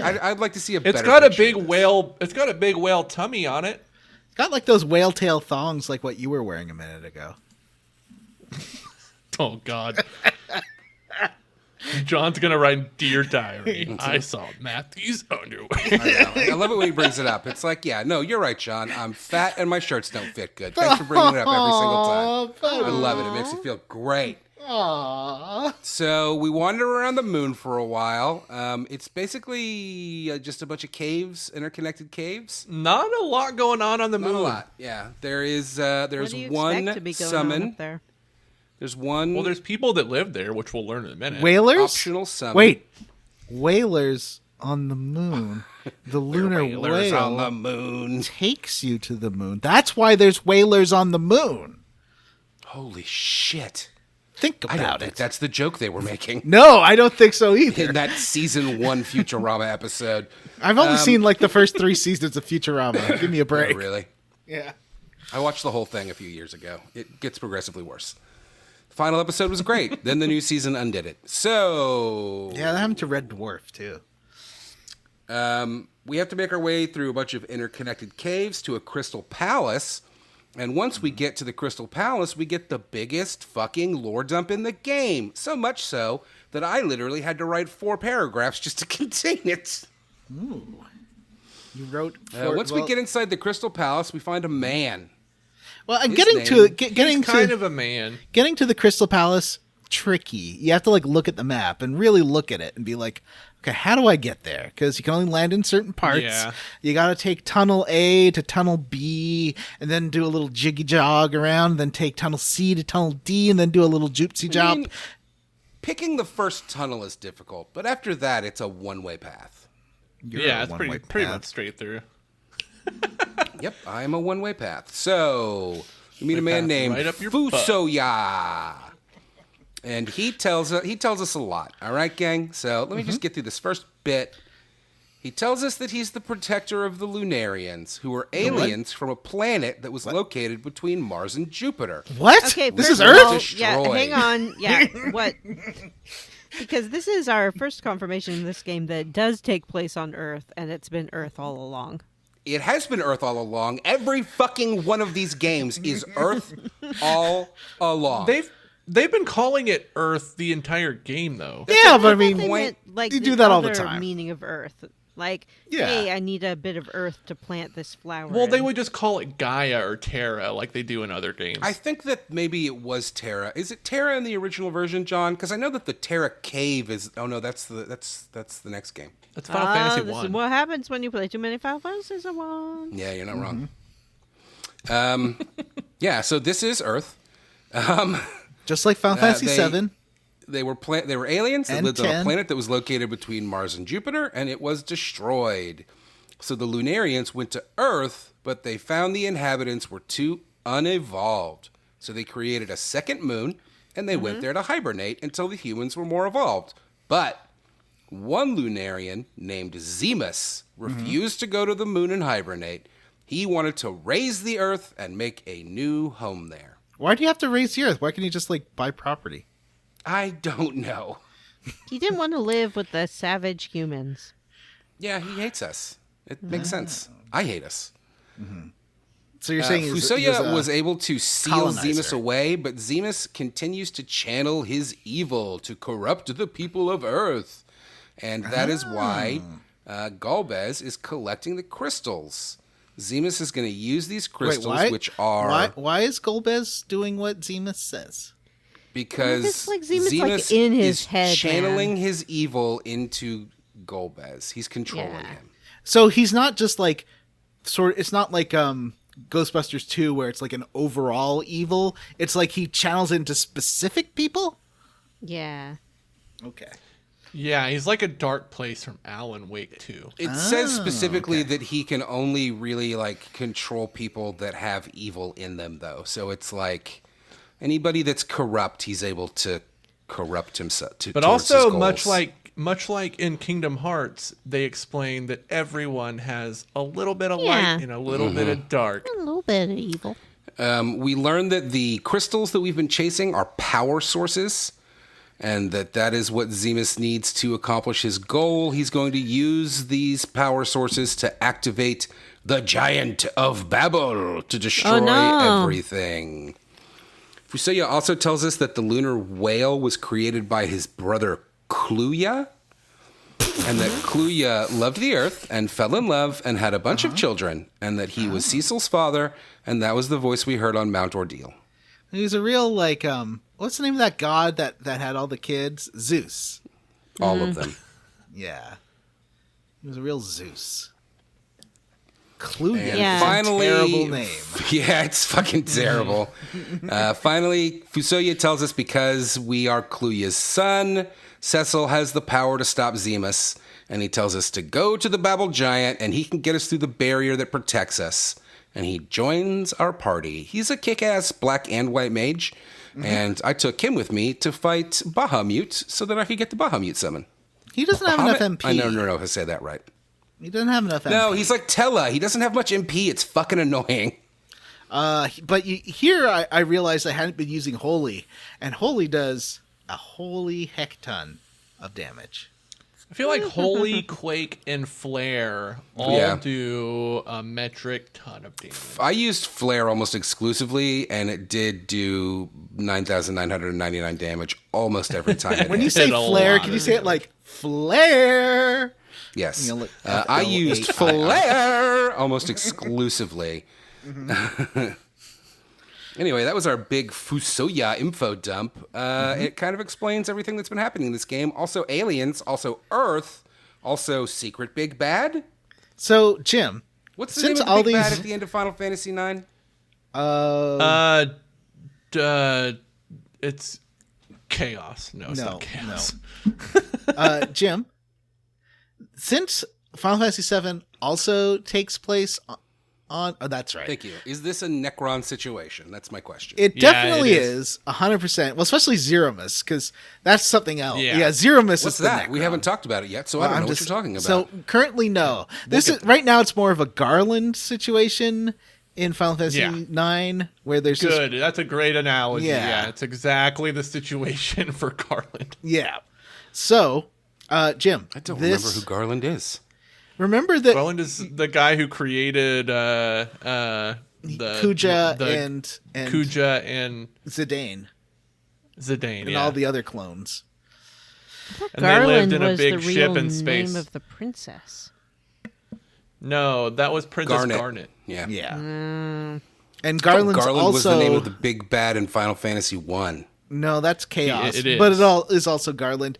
And Garland is because you know how Stranger of Paradise is a remake of Final Fantasy 1. It is It's a prequel. It is a prequel. I saw this discussed recently.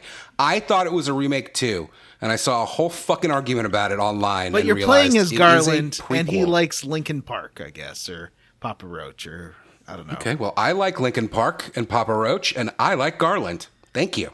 Good. Wow. Good. I don't So like His name Papa isn't Roach. Garland in the game, though. It's like Jeff or something. Yeah, it's Is it Jack Garland. Yeah. Oh, it's Jack Garland. That's dumb. You're dumb. You're not dumb. I'm sorry. Jack. No, so- he's not dumb, and he's right. That's dumb as fuck. Jack So are the Garland. Lunarians the Cetra, considering that they both take place on Earth? They both have weird aliens coming in. Or the Cetra from another galaxy? Or Well, another first of all, it's No, worth the pointing out Cetra that lived on all the of Earth. They those were like things the are original this humans. because this came first. So Necron is Zeromus. Zeromus is not Necron. Right. So the Cetra aren't Lunarians, or are they Lunarians? No, because the Cetra aren't from another planet. They've always been on Earth. They were just magical Earth. Oh, then so it was just Genova. Genova was the Cetra- calamity from the sky. The Cetra is a problematic Native American stereotype, or like, Native American analogy for sure. or like Aboriginal people or whatever. Genus. Indigenous, thank you. Indigenous. And like indigenous people. I'm dumb. See, I am dumb. You can say that to me. Everybody's a little bit dumb, just like everyone's a little bit evil. It's like that great song from Avenue Q. Everyone's a little bit evil. We're So all did just anybody dumb, else go stupid grab animals. Bahamut at this point? I did. I me grabbed too. Bahamut when I got Kane because it was easier. Where do you get mean, Bahamut at? it's I on don't the moon. remember. He's on the got moon. he's got a little cave. Oh, on he's the got his moon. own special cave in the middle of the ring, right? Yeah. And he And lives I there with used two Fusoya, children. who was perfect because I hit him with flare over and over again. Those children Little are Ba sassy. and Little Hamlet. Yeah. He's Little just Massa hanging and out Little on the Moon. moon with a little boy Yeah. and a little girl, like you do. They're actually Epstein 1,000. Island over there. Vanessa, Are they they're actually Lunarians? 1,000 years old. It's fine. What I thought was funny was that Fusoya tells us that one special little Lunarian refused to go to sleep. But then later on, it's like, oh yeah, also your dad. Also your dad. I think wouldn't these go to sleep. Lunarians really love sleeping because at the end of the game, they're like, let's go take a nap. Yeah. It's like, okay, yeah, Man, let's do maybe that. I I'm may have forgotten to Lunarian. mention this. Fusoya also tells us that the lunar whale was created by Kluya, as well as the Devil's Road, and he gave humans airship technology. He's When sort I of was the playing Prometheus of Lunarians. When I was playing Yeah. the Pixel Remaster, it did suggest that the Devil's Road drains you of HP as you make the journey, but did it? I don't think it did.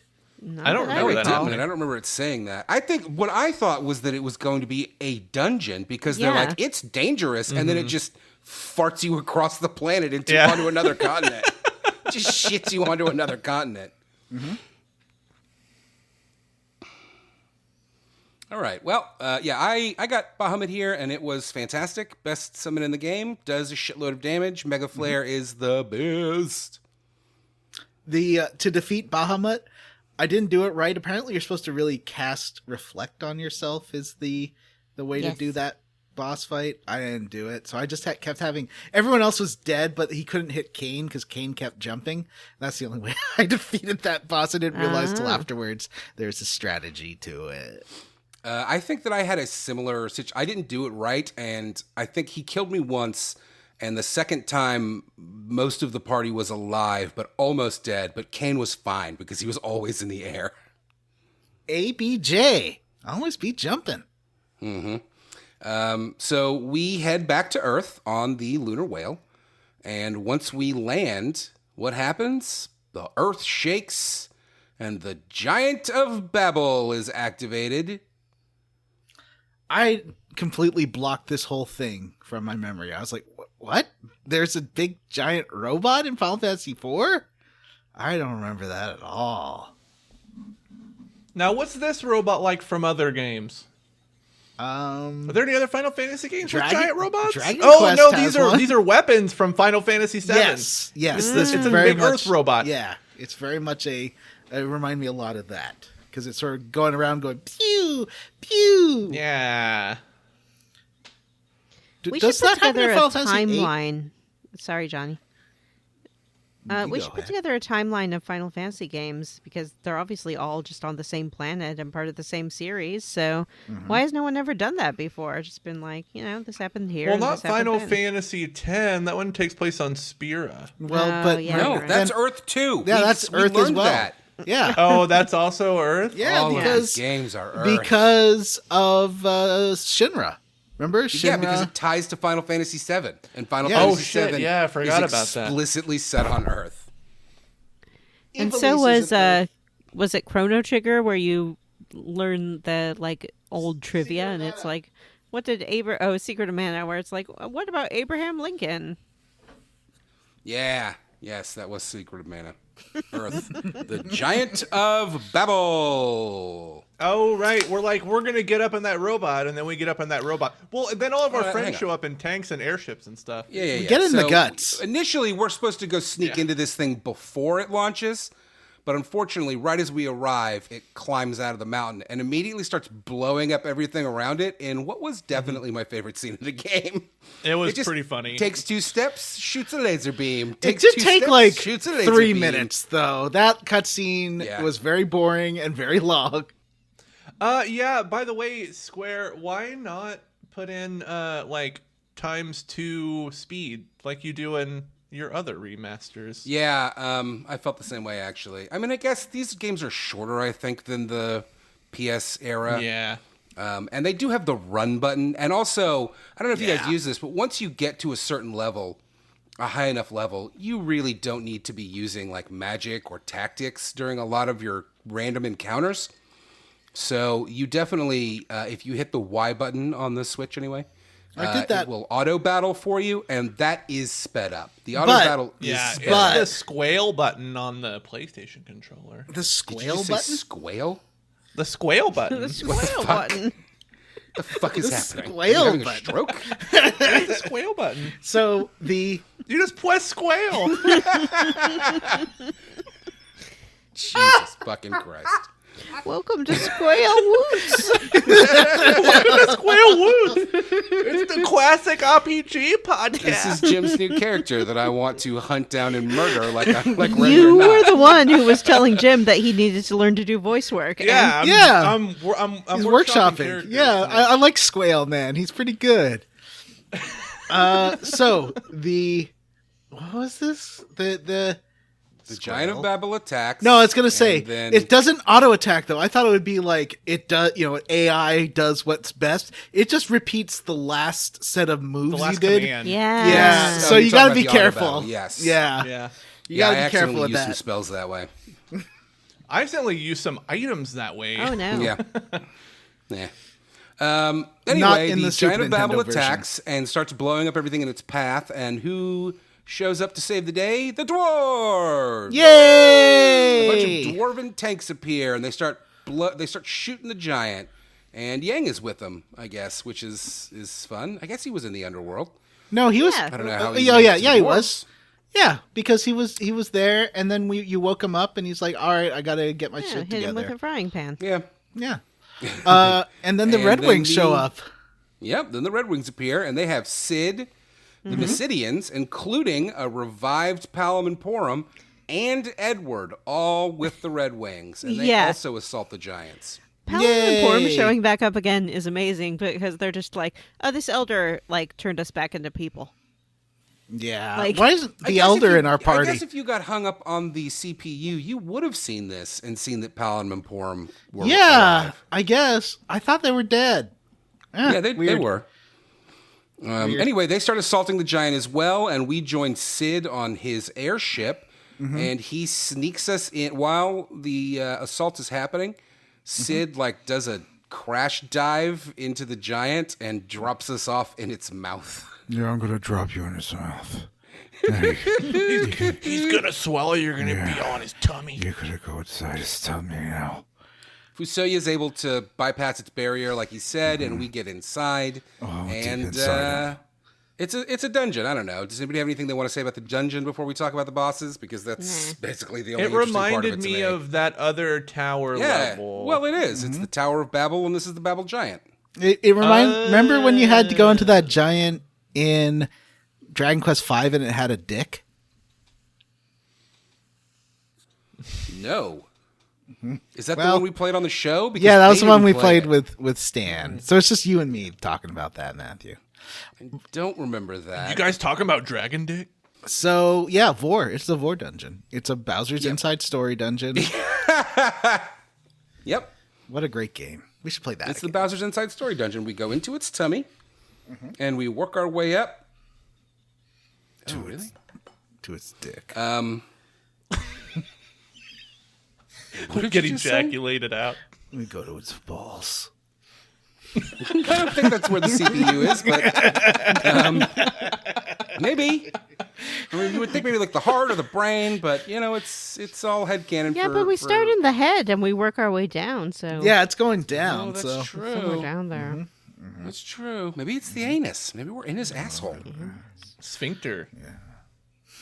Well, there's And we lots do of fight. sphincters in a body, We do not fight just 3 that one. balls at Is the there? end. Remember the balls We you do fight? fight 3 balls, and it is a giant, so it would make sense that it has 3 testicles instead Yeah, of 2. yeah. How does that make sense? It's bigger. You'd think they'd just be bigger. I guess they are bigger. The CPU's its dick. Well, one of them's real big, and the other 2 are small, so maybe he has a condition. It's glandular. Anyway, as we get to the bottom of this dungeon, the anus, we come across who could it be?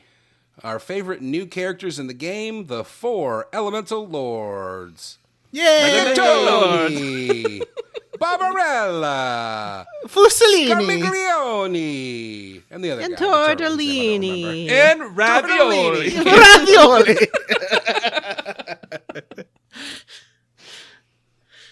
And they, what's his name? Rigatoni? Rigatoni. Yeah, Red rigatoni. guy. Yeah, whatever. Rubicante. Rubicante. Rubicante is like, picante is like, I know that's not an Italian dish, but, Rubicante is like the Dark Lord Zeromus has resurrected us from death. And also, we've learned from your incredible ability to kill us all that we should work as a team. So this is the 4 Elemental Lords essentially becoming the Power Rangers Yeah. in their giant robot. That's The- what this is. You can still one-shot the turtle one, so it's not so bad. Oh, really? How do you do that? Super Thunder. Thundaja. Whatever the... Turtle save thunder. Sure, I used that on it. Do you know what happens to a turtle when it's struck by lightning? No, what? The same thing that happens to Same every thing other that everything happens else when to it's struck by a lightning everything storm. else. Well, lots of different things react differently when they're struck by lightning. It depends on whether they're conductive or not. Whether That or not wasn't they're the question. grounded. What happens to the turtle? Oh, explodes. it dies. Yeah. All right, that one needs maybe you should have workshopped that a little. So they join forces and fight us, but basically we still just kind of fight them one by one. They don't I was like, oh no, it's going to be all 4 of them against the 4 of us or 5 of us, and this They is should gonna have be tough. smushed them all into one big monster. Or They're smushed them riding all a into one big turtle. monster. Yeah, they're And all instead, riding you a just- turtle, and they all have their 4 attacks. Yeah. Yeah. But instead, you just fucking kill them one at a time. They're like, we've learned the power of teamwork, and then they come out at you one at a time. Oh, yeah. Like it's a fucking martial arts movie. We learned Like it's a half fucking of the John Wick power movie. of teamwork. There's all of us. We haven't figured out the doing the same thing at the same time part, but Yeah. We're working on it. So then we head into the mainframe, and what do we fight there? we isolate the mainframe and download the virus.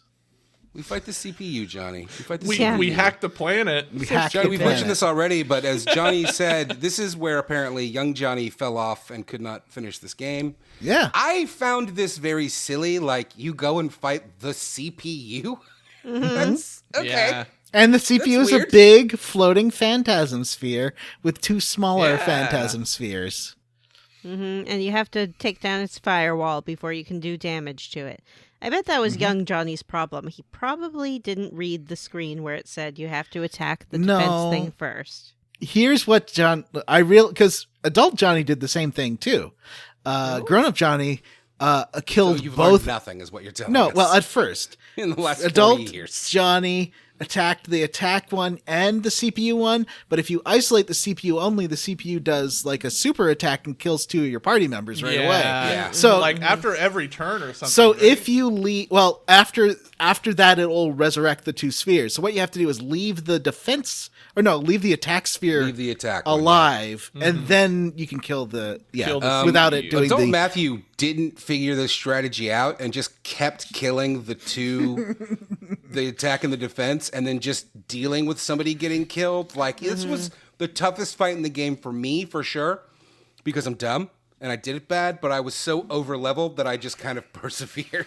Yeah, I had the felt same so thing. proud of myself when I figured out how you're supposed to beat it. I was like, oh, then it won't do the deadly attack. And the attack sphere's attack does a little bit of damage, but it doesn't kill anyone. It does like 1,000 points of damage.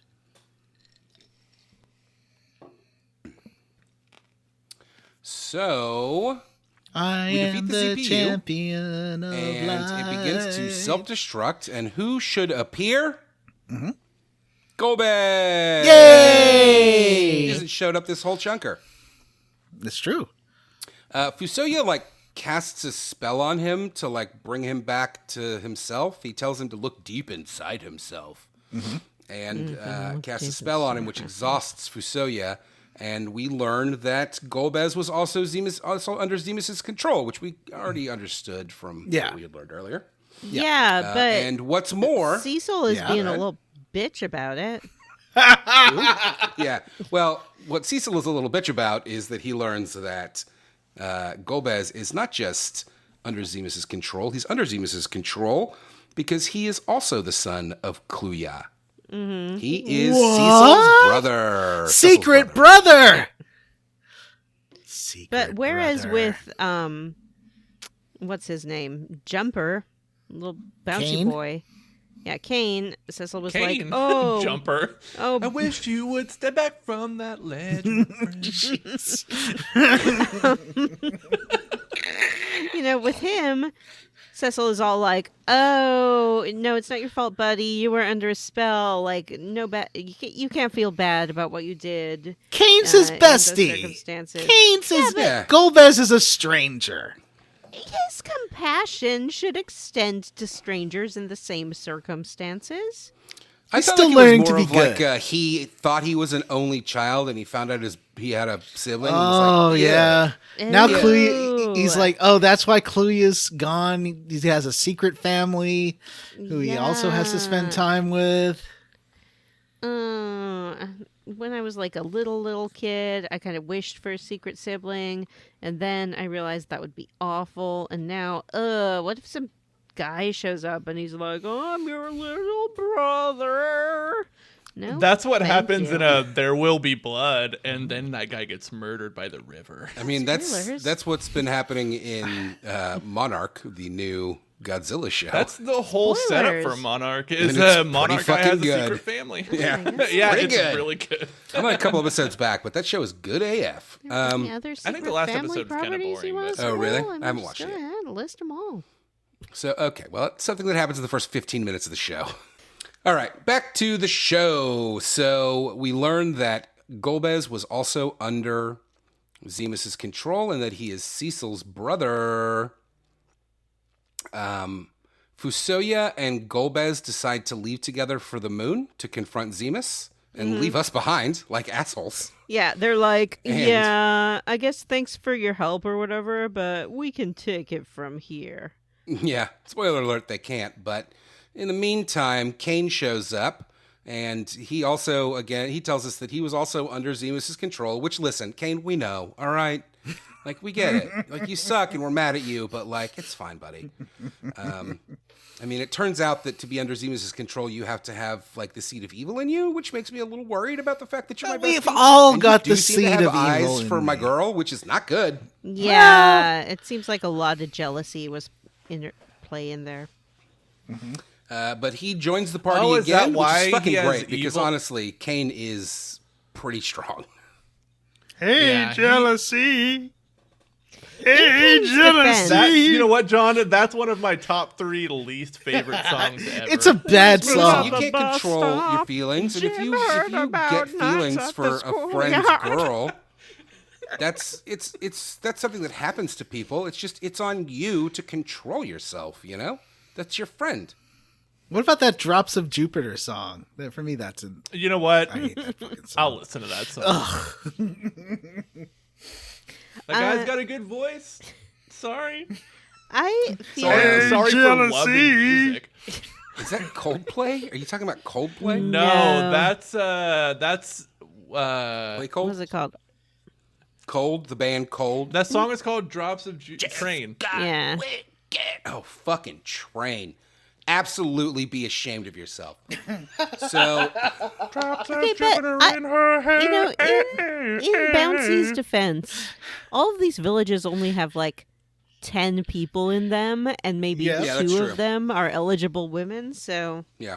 I get where he's coming from with that. And most of those eligible women will dance for you if you ask. So Kane rejoins the party, and we escape as the giant explodes. So was Cluya's little sex trip, was that recent? Because Nah. I mean, It Cecil must and have been Golbez... somewhat Yeah. recent, Johnny, because these guys are like 20. Yeah, the Yeah. question is who is Cecil's dad or mom? Who's Cecil's mom? Oh, good question. Probably one of those dancers at... Remember that That show you had to buy for 10,000 exactly. gil? Oh, yeah. Yeah. Maybe the they're one who all smokes like a lot of the cigarettes. mothers of Cluya's children. All those 10 dancers. Yeah. Do you think that Cluya, like when he shows up, does he look like a man, or is it like a swan kind of situation? Ooh. What about a bull? Like, didn't A swan, Hera a bull, get- a beam of Yeah. light, anything Yeah. like that. Yeah. They're nasty. I bet he looked like Kurt Russell. I feel like the swan's the nastiest one. Yeah. In No, thank Rockefeller you. Center, there are these like motifs on the building of myths, and one of them is Lita and the Swan. It's just like right there in the middle of New York City, lady with a swan between your legs. Whoa. Well, we'll have to discuss that another time. Yeah, we'll save that So, for all right, we get a 2023 great special. we get a great scene here that I think all the guys on this podcast can relate to. Am When I right? Cecil, Kane, and Edge decide to go to the moon, and they ask the two girls in the group, Rydia and Rosa, to stay behind. Get out of here, girls. This is the He-Man Woman Hater Club. The moon is for boys. It's not. Boys. What celestial body is more for ladies than the moon? You can't even. What? use one. True. Women are from Venus, Vanessa, obviously. Yeah, exactly. We may be from Venus, but Venus ain't controlling the ebbs and flows of our menstrual cycles. That's all moon, baby. Is it? Here at the He-Man Women's Hater Club, we don't talk You know, about John, I menstrual don't know. Yeah, maybe. I could be making bullshit new age That's claims. why women it are a could be mystery. accurate. It's definitely bullshit New Age claims. So they leave, but only long enough for us to take off before they were revealed they were just hiding. Ugh, this game is woke AF. I realized at this point that Rydia has, like, her role in the story is done. She has nothing. She's just along for the ride at this no, point. sad. She Yeah. she gets to transform into Edge's love interest. Also, she is the best fucking mage in the game. Oh, yeah, she's between great. Flare Yeah. and fucking Mega Flare. She's awesome. But I just mean, mean, her I'm role sorry, story-wise. Listen, I play video games for escapism, so I don't know why we have to have all these ladies in the game. It's true. I'm glad we asked them to leave.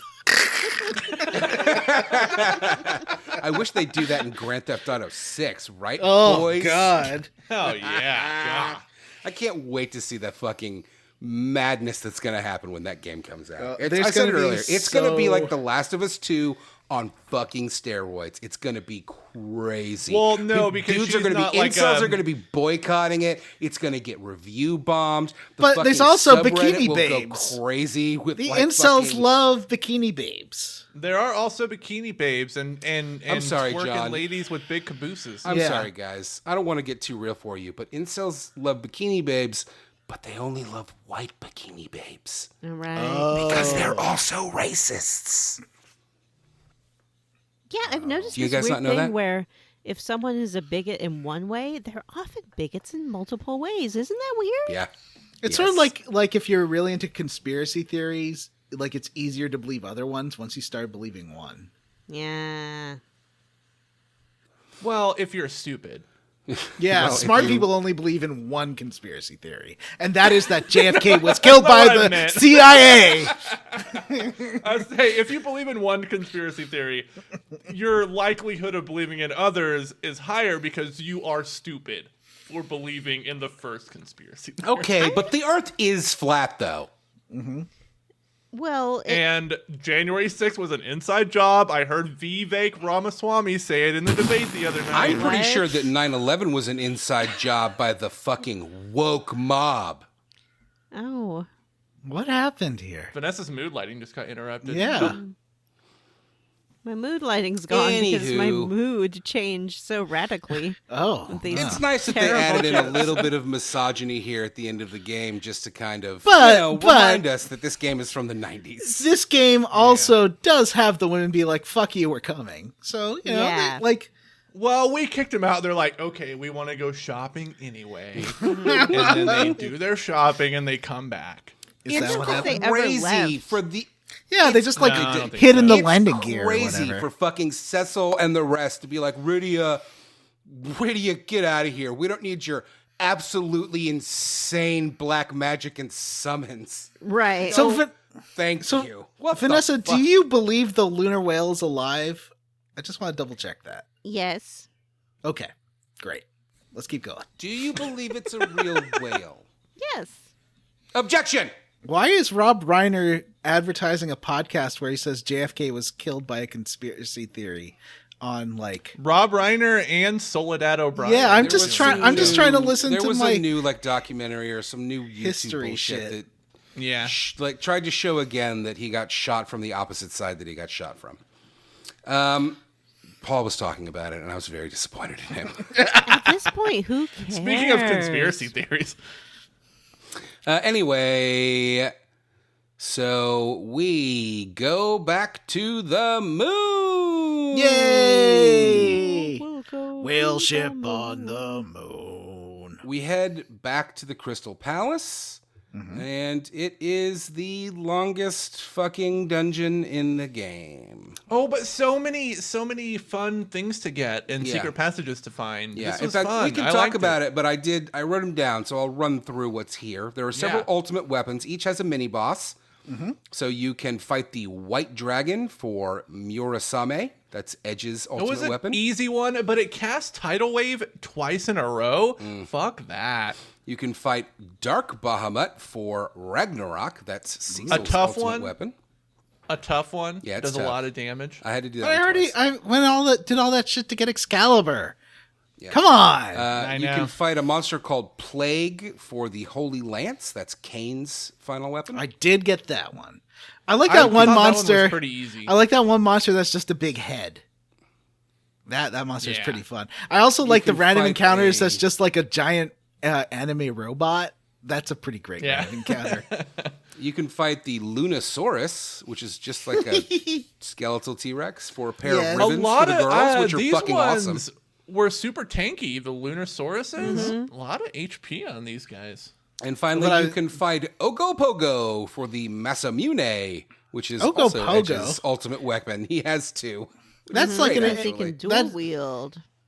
that's an indigenous. I think it lives in Lake Ontario. It's like an indigenous god kind of historical mythological creature. So this is none of this is very straightforward. All this stuff, most of this stuff is pretty hidden. Some of it's not. Like Lunosaurus is right by a save point. It's hard to miss.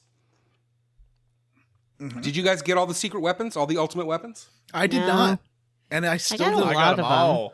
Wow. I got a lot of them. I didn't get Ragnarok. Is I think the one that I missed, but who cares? So, I defeated let's talk Zeromus about- pretty fast. Did you know that this is different than in the original? Ooh. In the original, you have the ability to put like Palom and Porum back in your party. No. And That's in No, the it's the GBA, GBA. version. oh, that's a GBA Yes, version. you can get Yang and Palamimporum back. Because I said last week that you could do that, and our listeners corrected us and said, no, that's only the GBA remake. It's not in this Well, version of the I'm game. playing the We all the know what actual you're playing. version. No, It's not a you're port. playing the Pixel Remaster. I wish. Yeah, there's we like a could have cave got of them trials back. that you have to go through. Yeah. Palm and Porum were the best. It's true. And I little Twin love Cast is pretty 5-year-old good. babies to the moon. I liked that this game had such a collection of side characters, but I kind of also appreciated that by the end of the game, they were like, these are the strong ones. Though I did read that Yang was maybe the strongest physical attacker in the game if you got him back. I heard that. But I couldn't imagine putting Palom and Porum in because Rydia and Rosa had such fantastic spells. I just want to see Cecil be like, Palom, you can come to the moon, but Porum, get out of here. I don't remember which one. I think it was vice versa, yeah. Porum is the boy. Yeah. I had Rosa equipped with, for almost all the game, I had Rosa equipped with the bow and the Artemis arrows, and that does so much damage. Yes. She was And like, did the most damage. To dragons, it always critical hits dragons. And it does holy Which is a fun damage, little. too. I think that's a fun little touch. Like I think that's a Tolkien-esque touch. Yeah. You know, that the arrows affect the dragons the strongest. Oh. I mean, Mega Flare affects the dragons the strongest. Yeah. I died to Dark Bahamut the first time when I realized that Dark Bahamut will Mega Flare you back if you Mega Flare him. He was really kicking the shit out of me. The rest of these bosses, I didn't think any of them were particularly hard. No. But yeah, I mean, all those ultimate weapons helped.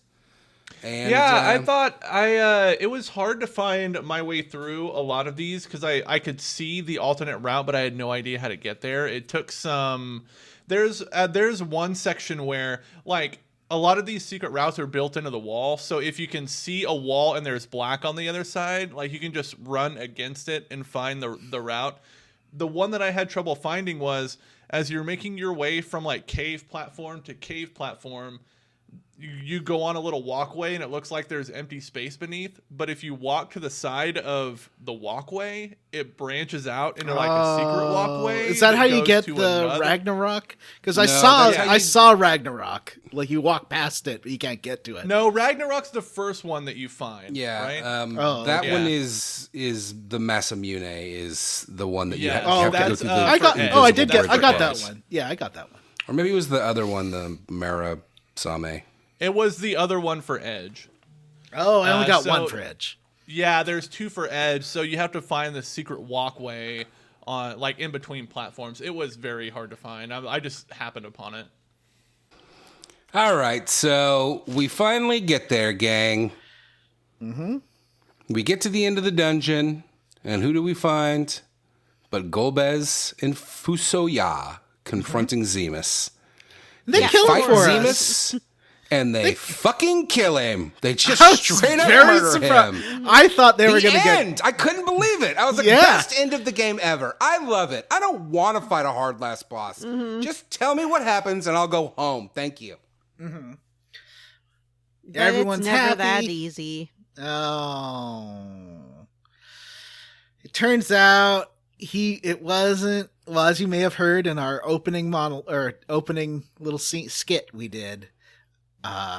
There was someone behind Zemus, Necron, the personification of Zemus's rage and hatred. Sorry, So I liked watching the first fight when Golbez and Fusoya are fighting. Like I just liked not having to do that. Yep. I mean, I agree with you for sure. But it did make Zemus feel like nothing. So you like never fight this guy. You never deal with him. Like he's just nothing. They introduce him super late in the game, and then you don't even fucking fight him. He's just an evil guy. Yeah. Mm-hmm. He's not super special. He's just an evil moon guy. Yeah, he just sucks. But unfortunately, he's just an asshole. once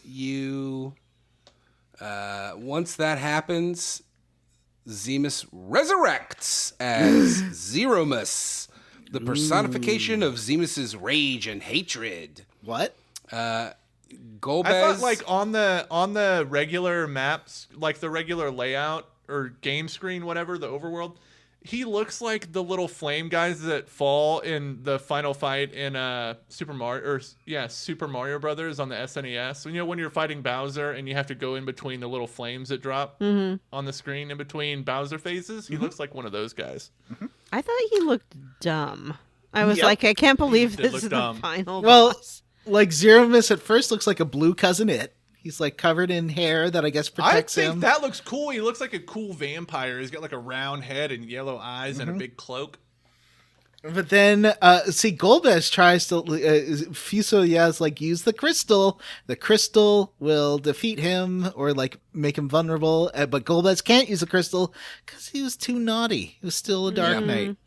Yeah, and then Zeromus turns around and uses Meteor against Fusoya and Golbez, which not only knocks like them the twin fuck out, Meteor. but wipes our party out as well. Only Cecil is left with 1 HP. Golbez gives the crystal to Cecil, and that's when the real fight begins. Yeah. Cecil uses the crystal to like nullify Zeromus's defenses, and it also reveals his true form. And at the same time, all of our friends on Earth are praying for us, and that like heals the party back up to full health. Which, thank God, It's a real we do get to see Earthbound Palmporum, moment. Yang, Edward, Giatta, and Luca, and I don't know if anybody else noticed this. Tella. Fucking Tella, But he was Tella is dead. in that scene. He's still dead. He was just but like he's a in that ghost. scene. Yeah. Yeah, he's like, hey, sup, I'm a ghost now. I'm a Force ghost. Deal with it. Tella's the only one of our party members who actually died, though. Everything else was Yes. a fake out. Yeah, and he was just old. And He didn't Anna die because he's Anna here. died. Yeah, he's a Force ghost, Matthew. Anna, okay. First, number one, in no way, shape, or form does this game imply that he is a Force ghost. He He's is just obviously there. a That Force is ghost. your fucking headcanon, A. And B, Anna was never a party member. Maybe in your party. Your women-hating incel party. Anyway, we fight Zeromus. Who wants to talk about this? Like, it's the last fight of the game. It's not easy. He A wiped me tough once. one. I mean, Tough I'm one. over-leveled Yeah, so- as fuck, and he Yeah, still I fucking was killed pretty me. over-leveled so here. the fight opens where you're fighting like the same version that killed Golbez, where it looks like a cousin-it kind of thing. It looks like it covered in hair, and it makes weird noises, and it keeps distorting time and nullifying all magic until you actually use the. You have to use it. You have to get it from your inventory and use it like an item Yeah. on Zeromus, and then It's like a he, dead fish. He morphs into like a dead cyborg fish. Like a mollusk or something. Yeah. And then you fight him, and the fight is hard because like every other turn he will use an attack called Big Bang that will do, I don't know, 2,000 damage, 1,800 damage at least to every member of your party that's still alive. Well, I think because I never turned off random encounters, I was like level 90. So even then, I Oh, was, really? yeah. I was level like 71. Oh, wow. Yeah, that'd be a lot harder. So, like, I had to do this fight a couple times, and I had trouble keeping people alive the first time. And the second one, I was like, I'm just going to keep Rosa alive as long, like, that's going to be my focus, is keeping Rosa alive so that she can cast Curaja in full life on everyone that she needs. You can also have Rydia using Asura, because that does like protect, and it does Yes, but like you live can't. It's really not full worth heal. it because when he's not casting Big Bang, he's casting some other spell that negates all magic on your party members. So even if you cast Protect, it goes away. every right, but couple that makes him turns. that does make him waste a turn, and it makes and also it alternates protect, full heal, and life. So Oh, see, if for me, it was worth it to have her casting Flare. Right, that Because makes Flare sense. was doing a shitload of damage, and I had Kane and Cecil attacking, and then her just like on healing duty, because she's a girl, and that's what girls do. God, Yeah, it was Vanessa's tough, okay and with it, all this. It reminded me of going to online forums and seeing people who are like, oh, I'm really having trouble with the last boss of whatever it might be, Final Fantasy X. And the first comment is like inevitably, are you level 99 yet? And in most Final Fantasy games, you really do not have to be level 99 to beat the game. Never once hit level 99 in one of these games. One of the guides that I was looking... Excuse me. One of the guides that I was looking at said that the level cap was 70. Oh, I was definitely past 90. Or, Oh, no, yeah, I was at 90. too. I was up in the 75, 76s, but I was curious. Like, was it going to stop me from leveling up? And it did not. I actually kept encounters on most of the time too. I did turn them off once I felt like I had kind of like, I would be in a dungeon and I would be like, okay, it's time for me to go run against every wall to see if there's a secret room. And then I would turn the encounters off and kind of run back through the dungeon, pushing my character into all the walls. But other than that, did you get that in those 2 secret dungeons in the underworld, if you cast float on yourself, those panels would not damage you? Yeah, I knew that. Okay. Like in the Sylph Cave. Really? And the other, yeah. You can float over those. But you have to cast it on yourself like every room level transition, and that's irritating.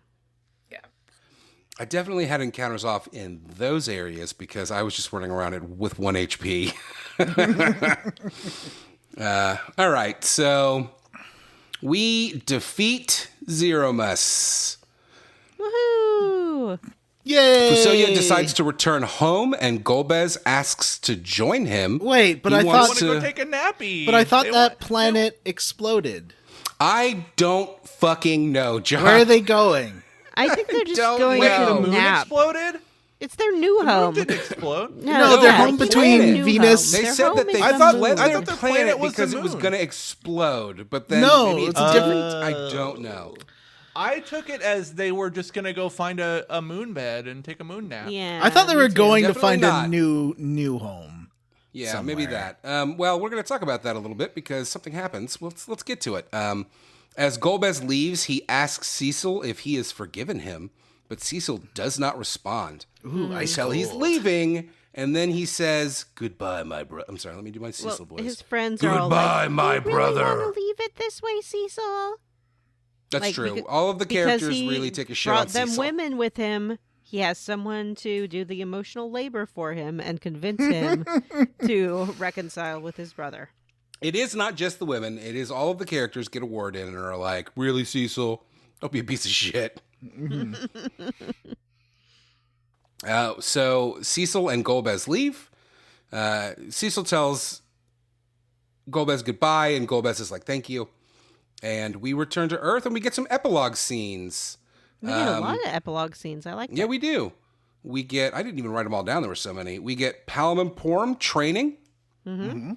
We get a scene of Edge kind of slacking off his king and lusting after Rydia, which I thought was hilarious. Mm-hmm. I'm actually okay with that because Edge didn't meet Rydia until she was aged up. I thought that was a good choice. I thought the exact same thing. He did not meet her as a child. If it had been Kane or Cecil, I would have been creeped out. Yeah. But Edge only knows adult Rydia. We get a scene of Rydia in the Land of Summons where all the summons are like, "We want to look like you." And I thought that was weird. Yeah. Yang, who is now king of whatever the name of his city was, is Fabul. hanging out being king and having a conversation with his wife where she's kind of nagging him, which is great. Mm-hmm. Edward is rebuilding Damcian and is still thinking about Anna and kind of saying that he's doing it for her, which I thought was nice. Mm-hmm. We get the dwarves just kind of talking to each other. I don't care about them. And finally, they're we get fun. Kane, who is on Mount Ordeals and says that he cannot bear to face Cecil and Rosa after all he's done, and he will not return to Baron until he has surpassed his father as a Dragon Knight. This was interesting for Kane. I didn't hate it, but You also see his at blonde no point hair. did we discuss his I know, father. I like seeing his hair. Yeah. Flapping in the wind. That's right. He does take his helmet off, and he has like cool blonde hair. He's a real handsome boy. And then we go back to Baron, and Cecil and Coronation Rosa Day. are talking. That's incorrect. Cecil and Rosa are talking. Cecil thinks he hears Golbez say farewell, and the moon, the second moon, flies Farewell. away. Yeah. We get this shot of outer space and the second moon just like leaves orbit. It's like, whew. Then Cecil and Rosa enter the throne room. The main cast appear, and they all kind of line up and bow. And then it looks like a coronation, but it's not. It is Cecil and Rosa's wedding. Aww. And that's the end. We did it, gang. Until the after years. Next up on Square Roots. I would be interested in playing that sometime. I read about it a bit. refused. I'm not going to do it. I'm not saying we should do it soon, but I would like to see what happens next.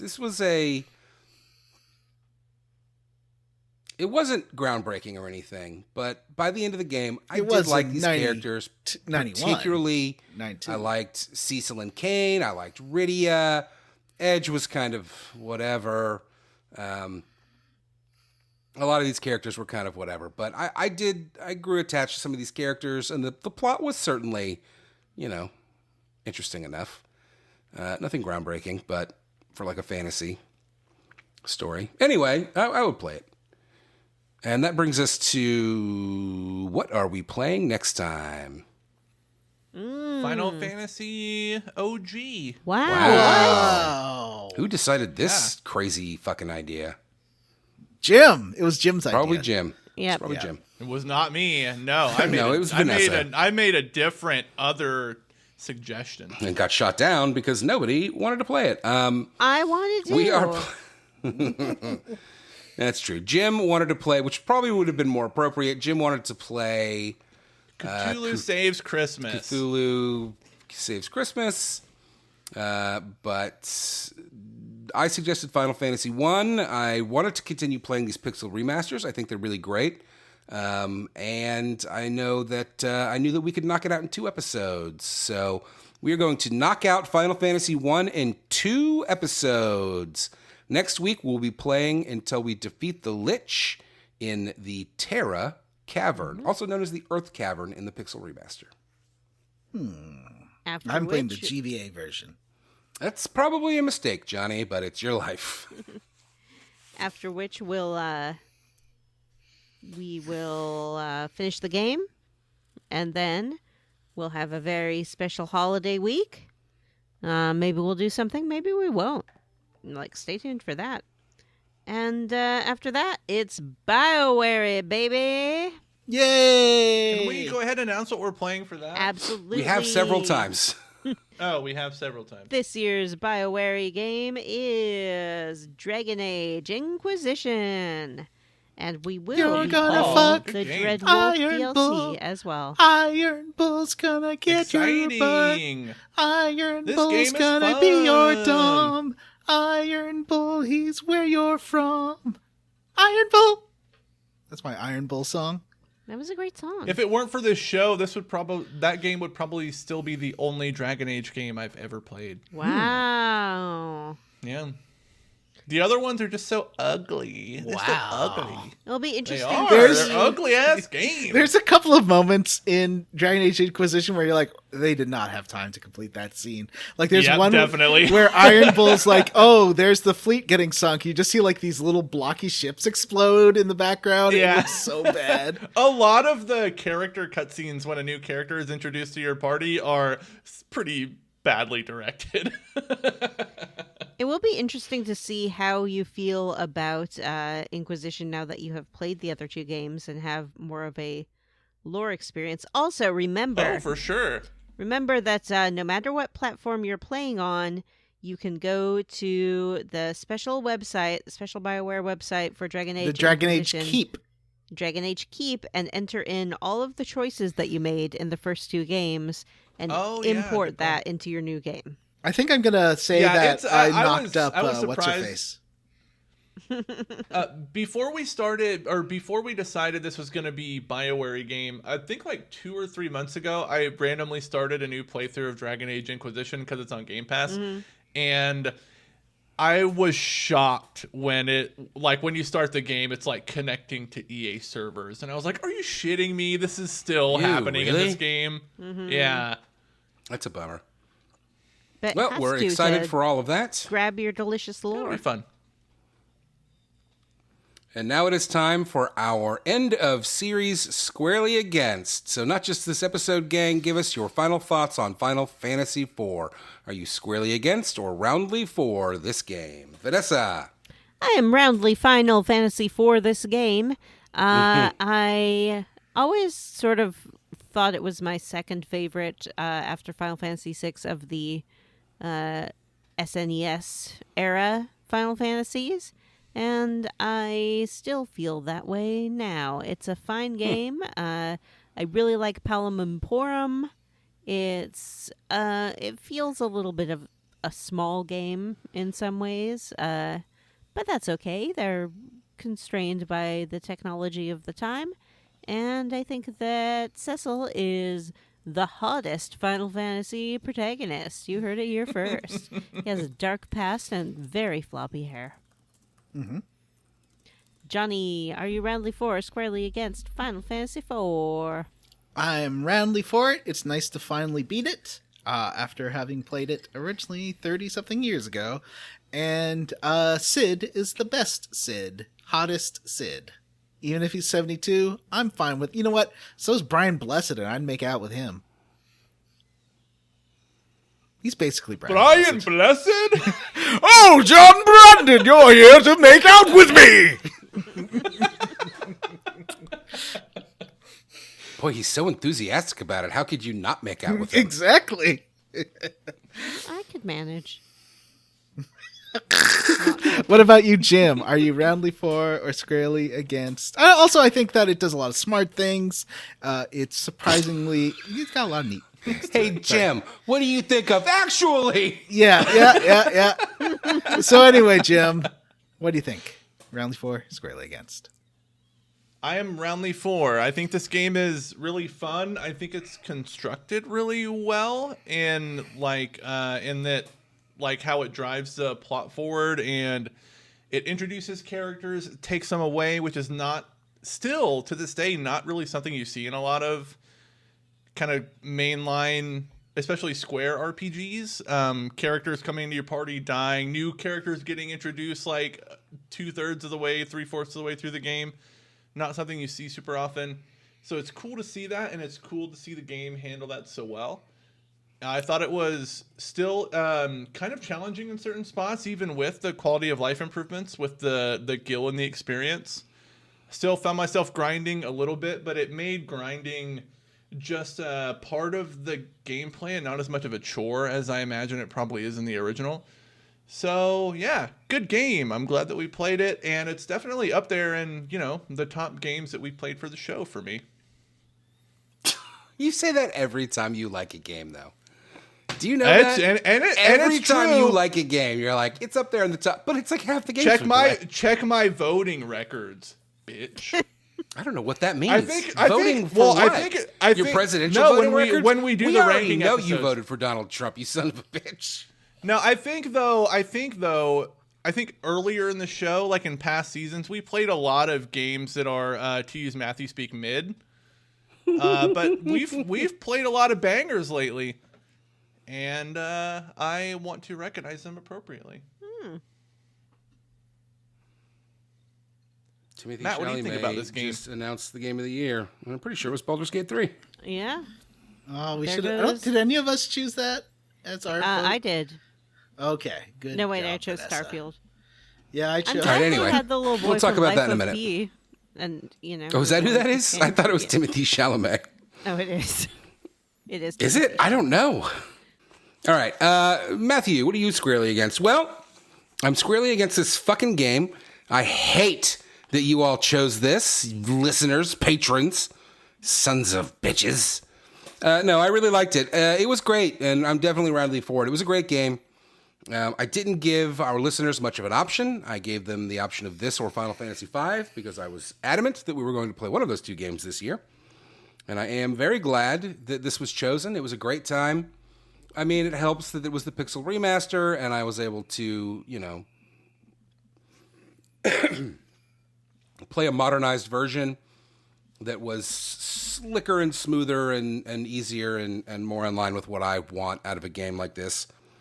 But I really, I loved it, and I liked the characters. I liked the story. I liked the setting because I love that these games all take place on Earth, and that's great. It's amazing. Yeah, definitely roundly for Final Fantasy IV. Definitely one of the better Final Fantasies we've played. If you want to throw in like X2 and 8 and 6, which is a real piece of shit. How dare you? Thank you. Jesus, you guys are all staring at your fucking phones. I'm not. I'm looking at my second screen because I just saw that Alan Wake 2 won Best Game Direction at the Game Awards. Yeah, we just watched it. It was on the screen. Jim is mourning that his darling didn't win Game of the Year. And I am celebrating that my prediction won Game of the Year. We'll talk about it in a minute. Yeah, stop talking about it. All right, that is it for this episode. I say we go through the outro and then do I think that'll make it easier on John. So, no new emails this week. Jim, can you tell us about the Patreon? Sure, yeah. At patreon.com/SqwareRootsPodcast, you can find all of our great bonus content that we release exclusively for patrons every month. This month we did we haven't done this month. Last month we did Alan Wake 2. We did a full spoiler episode. I'm trying to figure out what to do for this month. I've got a couple of irons that I'm heating to see if they'll work, but we'll see. I'll get back to you on that. Okay. We might just do a best of 2023 thing. Okay, yeah. So, so lots you of great... offered to play Vampire the Masquerade, the tabletop RPG with us, and now you're yanking that away. Well, I thought I could get rank someone. things. I thought I could get someone to DM it, and I could. They were too busy because it's. I'll DM it. I mean, I won't. Don't ever count on me to DM something. It's a nightmare. I'll see. That would be a fun idea, though. No, I think Christmas Jackbox. I think that's a great idea. I also think a roundup of the year would be just fine. Something easy that we can knock out because we're all going to be busy at the end of the month. Yeah. And Christmas Jackbox is definitely something that we should just stream. Yeah, I think it would be fun. I would absolutely be down for that. Honestly, I was going to that'd say be super fun. It's kind of not show info, but I've decided to cut back on my Wednesday night outings to the bar.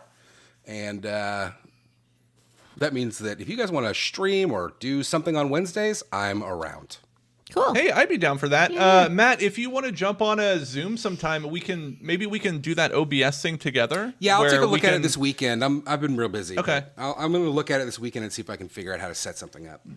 Yeah. I don't really have a lot going on until like next Monday when Jay comes. So anytime between now and then, if you want to take some time and just figure it out. Yeah, that would be great. I appreciate that. John has just put on his ski mask. It's my a beanie. It's my Kirby hood toque. Toque? Yeah. Toque? What do you call it? A toque? It is cute. I do like it. It's Is that like a? And then you can be like, he's having some food. Weird. Is he shitting? No, he's eating. Oh, I see. Oh, he's eating. It's a surprise. Yeah. All right, so patreon.com/SqwareRootsPodcast. That's where all of our bonus content lives. We've got Square Roots Versus episodes, which I think we called the Alan Wake 2 episode a Square Roots Versus, which is the first one we've done in a long time. Because we all, with the exception of John, though he got a lot played through the whole game.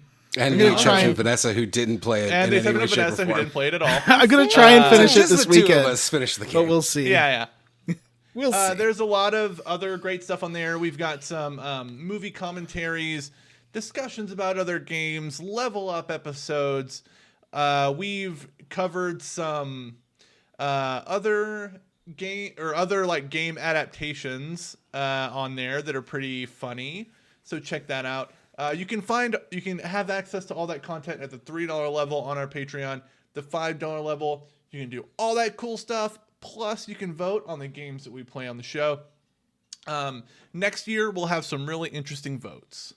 And I think our listeners are going to have a lot of fun with them. Are we planning on doing votes into next year as well? I feel like we kind of have to justify a $5 tier. I mean, we justified a $5 tier for a long time without votes every game, but I'm not opposed to it. But so don't mistake me. We've done like 100 episodes at least where I say at the $5 tier you can get access to all that content plus the ability to vote. But yeah, you can find all of that at patreon.com/SquwareRootsPodcast. Another benefit of being a patron is we like to personally thank some of them on the show. I'm going to start us this week by thanking Spoony Bard, Florian Jonas Kramer, Wishbone is Gay, Amanda Douglas, Mike, Jaybird, Brad Pitt, Brian Pitt, RP Siege, Ross Hartley, Andy Best, Tom, and Jesse's Mom's Pizza. I'd like to thank Mostly Rational Person, David Green, David Arnold, Justin Ham, Andy M., Gage, Lasharite, Tracy, Stephen Paget, Joseph. It makes me uncomfortable to hear my name read on a podcast. Okay, Frank, calm down. Justin Rash, and my battery is low. I'd like to thank Achoo! Ryan, that Forky Bard, Loafin' Around, Anthony Cruz, Ian Frederick, Saving Cecil's Dark Night Nuts, Kodab Games, Explosive Diarrhea, Tracy, the Board Queen, and Chris Rion. Explosive. And I would like to thank Nick, Robert T., Julie, Rachel, Orcus the Great, Eric Garby, Chris Suzaki, Butts on Parade, Daniel Wood, Zachary Bullet Ant Harbison, Keesby Knight, Seth G., Huxley Iguana, and Amanda Pierce. Send us an email. You know our email address at squarerootspodcast@gmail.com. You can also go to the Square Roots Podcast group for smart, cool, very attractive people on Facebook. Or you can go busk at us at squarerootspod.bsky.social. Isn't it? What do they call it on there? Skeets. Skeets? They call them skeets. Yeah. Oh, skeets. Yeah. All right, you read the next part, Jim. Switching it Okay. up. Please rate, review, and subscribe on iTunes, Ghana, or wherever you listen to podcasts. Thanks to Stephen Morris for our Square Roots theme. You can find Stephen on Twitter as BeigeOnBeige and on YouTube. Links in the show notes. All right, everyone, that's it for this episode of Square Roots. I am Jim Banks. I'm Matthew Van Zant. I'm Johnny Brandon. And I'm Vanessa, and I apologize for saying I was Vanessa Leisure at the top of the show. I got confused by the algorithms. Bye. Well, Matt's dead, so. Yeah.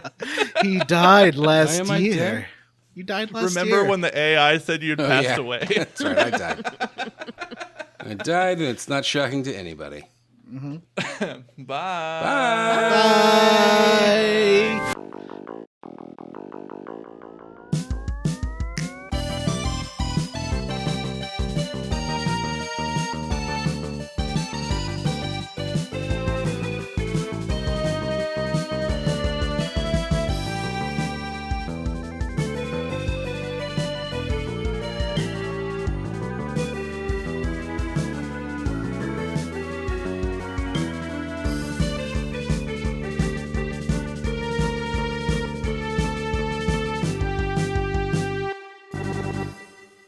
Look at Jim rocking out to this Alan Wake song. Alan Wake's dancing around the stage.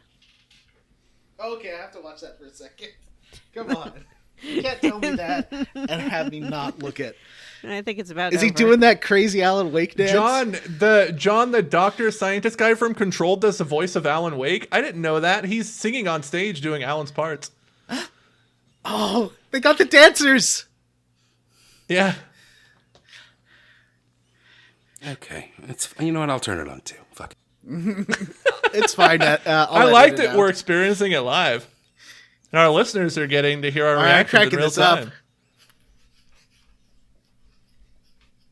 I will say Alan Wake's a lot cuter than I thought he was. They are Sorry, doing the Oh, stupid Sam Lake! dance. Sam Let Lake! him go. Oh, the darkness.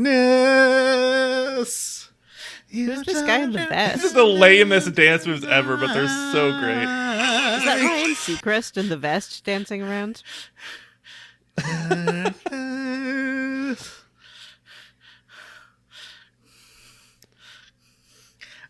I love when that guy's like, come on, go to the next part. Yeah.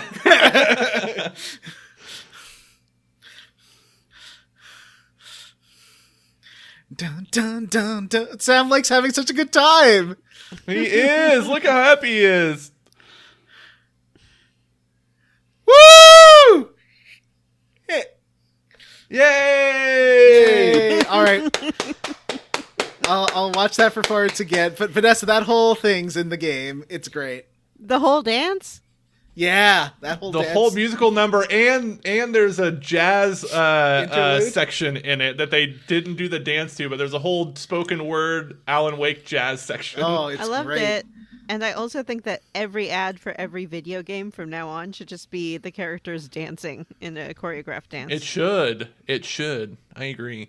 It's the best part of Alan Wake 2 so far. Is that whole, but it's like 10 minutes long. It's pretty long. 14 minutes. Oh, 14 minutes? Oh, wow. 14 minutes. Well, I thought the musical sequence in Control was the best part of that game. When you're in was the great. labyrinth. Yeah. Yeah. Yeah, I hope that you make the time to play Alan Wake 2, Vanessa. I think you'll love it, honestly. Oh, I'd can't- like to. I- I got so much to do these days. You know, the holiday season's a busy time. You got to get stuff for your kids. I gotta get I stuff for didn't my say kids. today. Oh, slam. I all went to those a, recitals. Wow, John, what the fuck? Don't make fun of Vanessa because she's barren. my Aaron, little Jesus Christ, Matthew. Come on. I was this close to doing a spit take. I did a little bit when Matt said that. Holy shit. God, my best joke of the night, and it's going to have to be cut. So, No, off it at the end. Like ovaries. everybody take a deep breath and let's get back into this fucking podcast. All right. Where were we? The moon. No.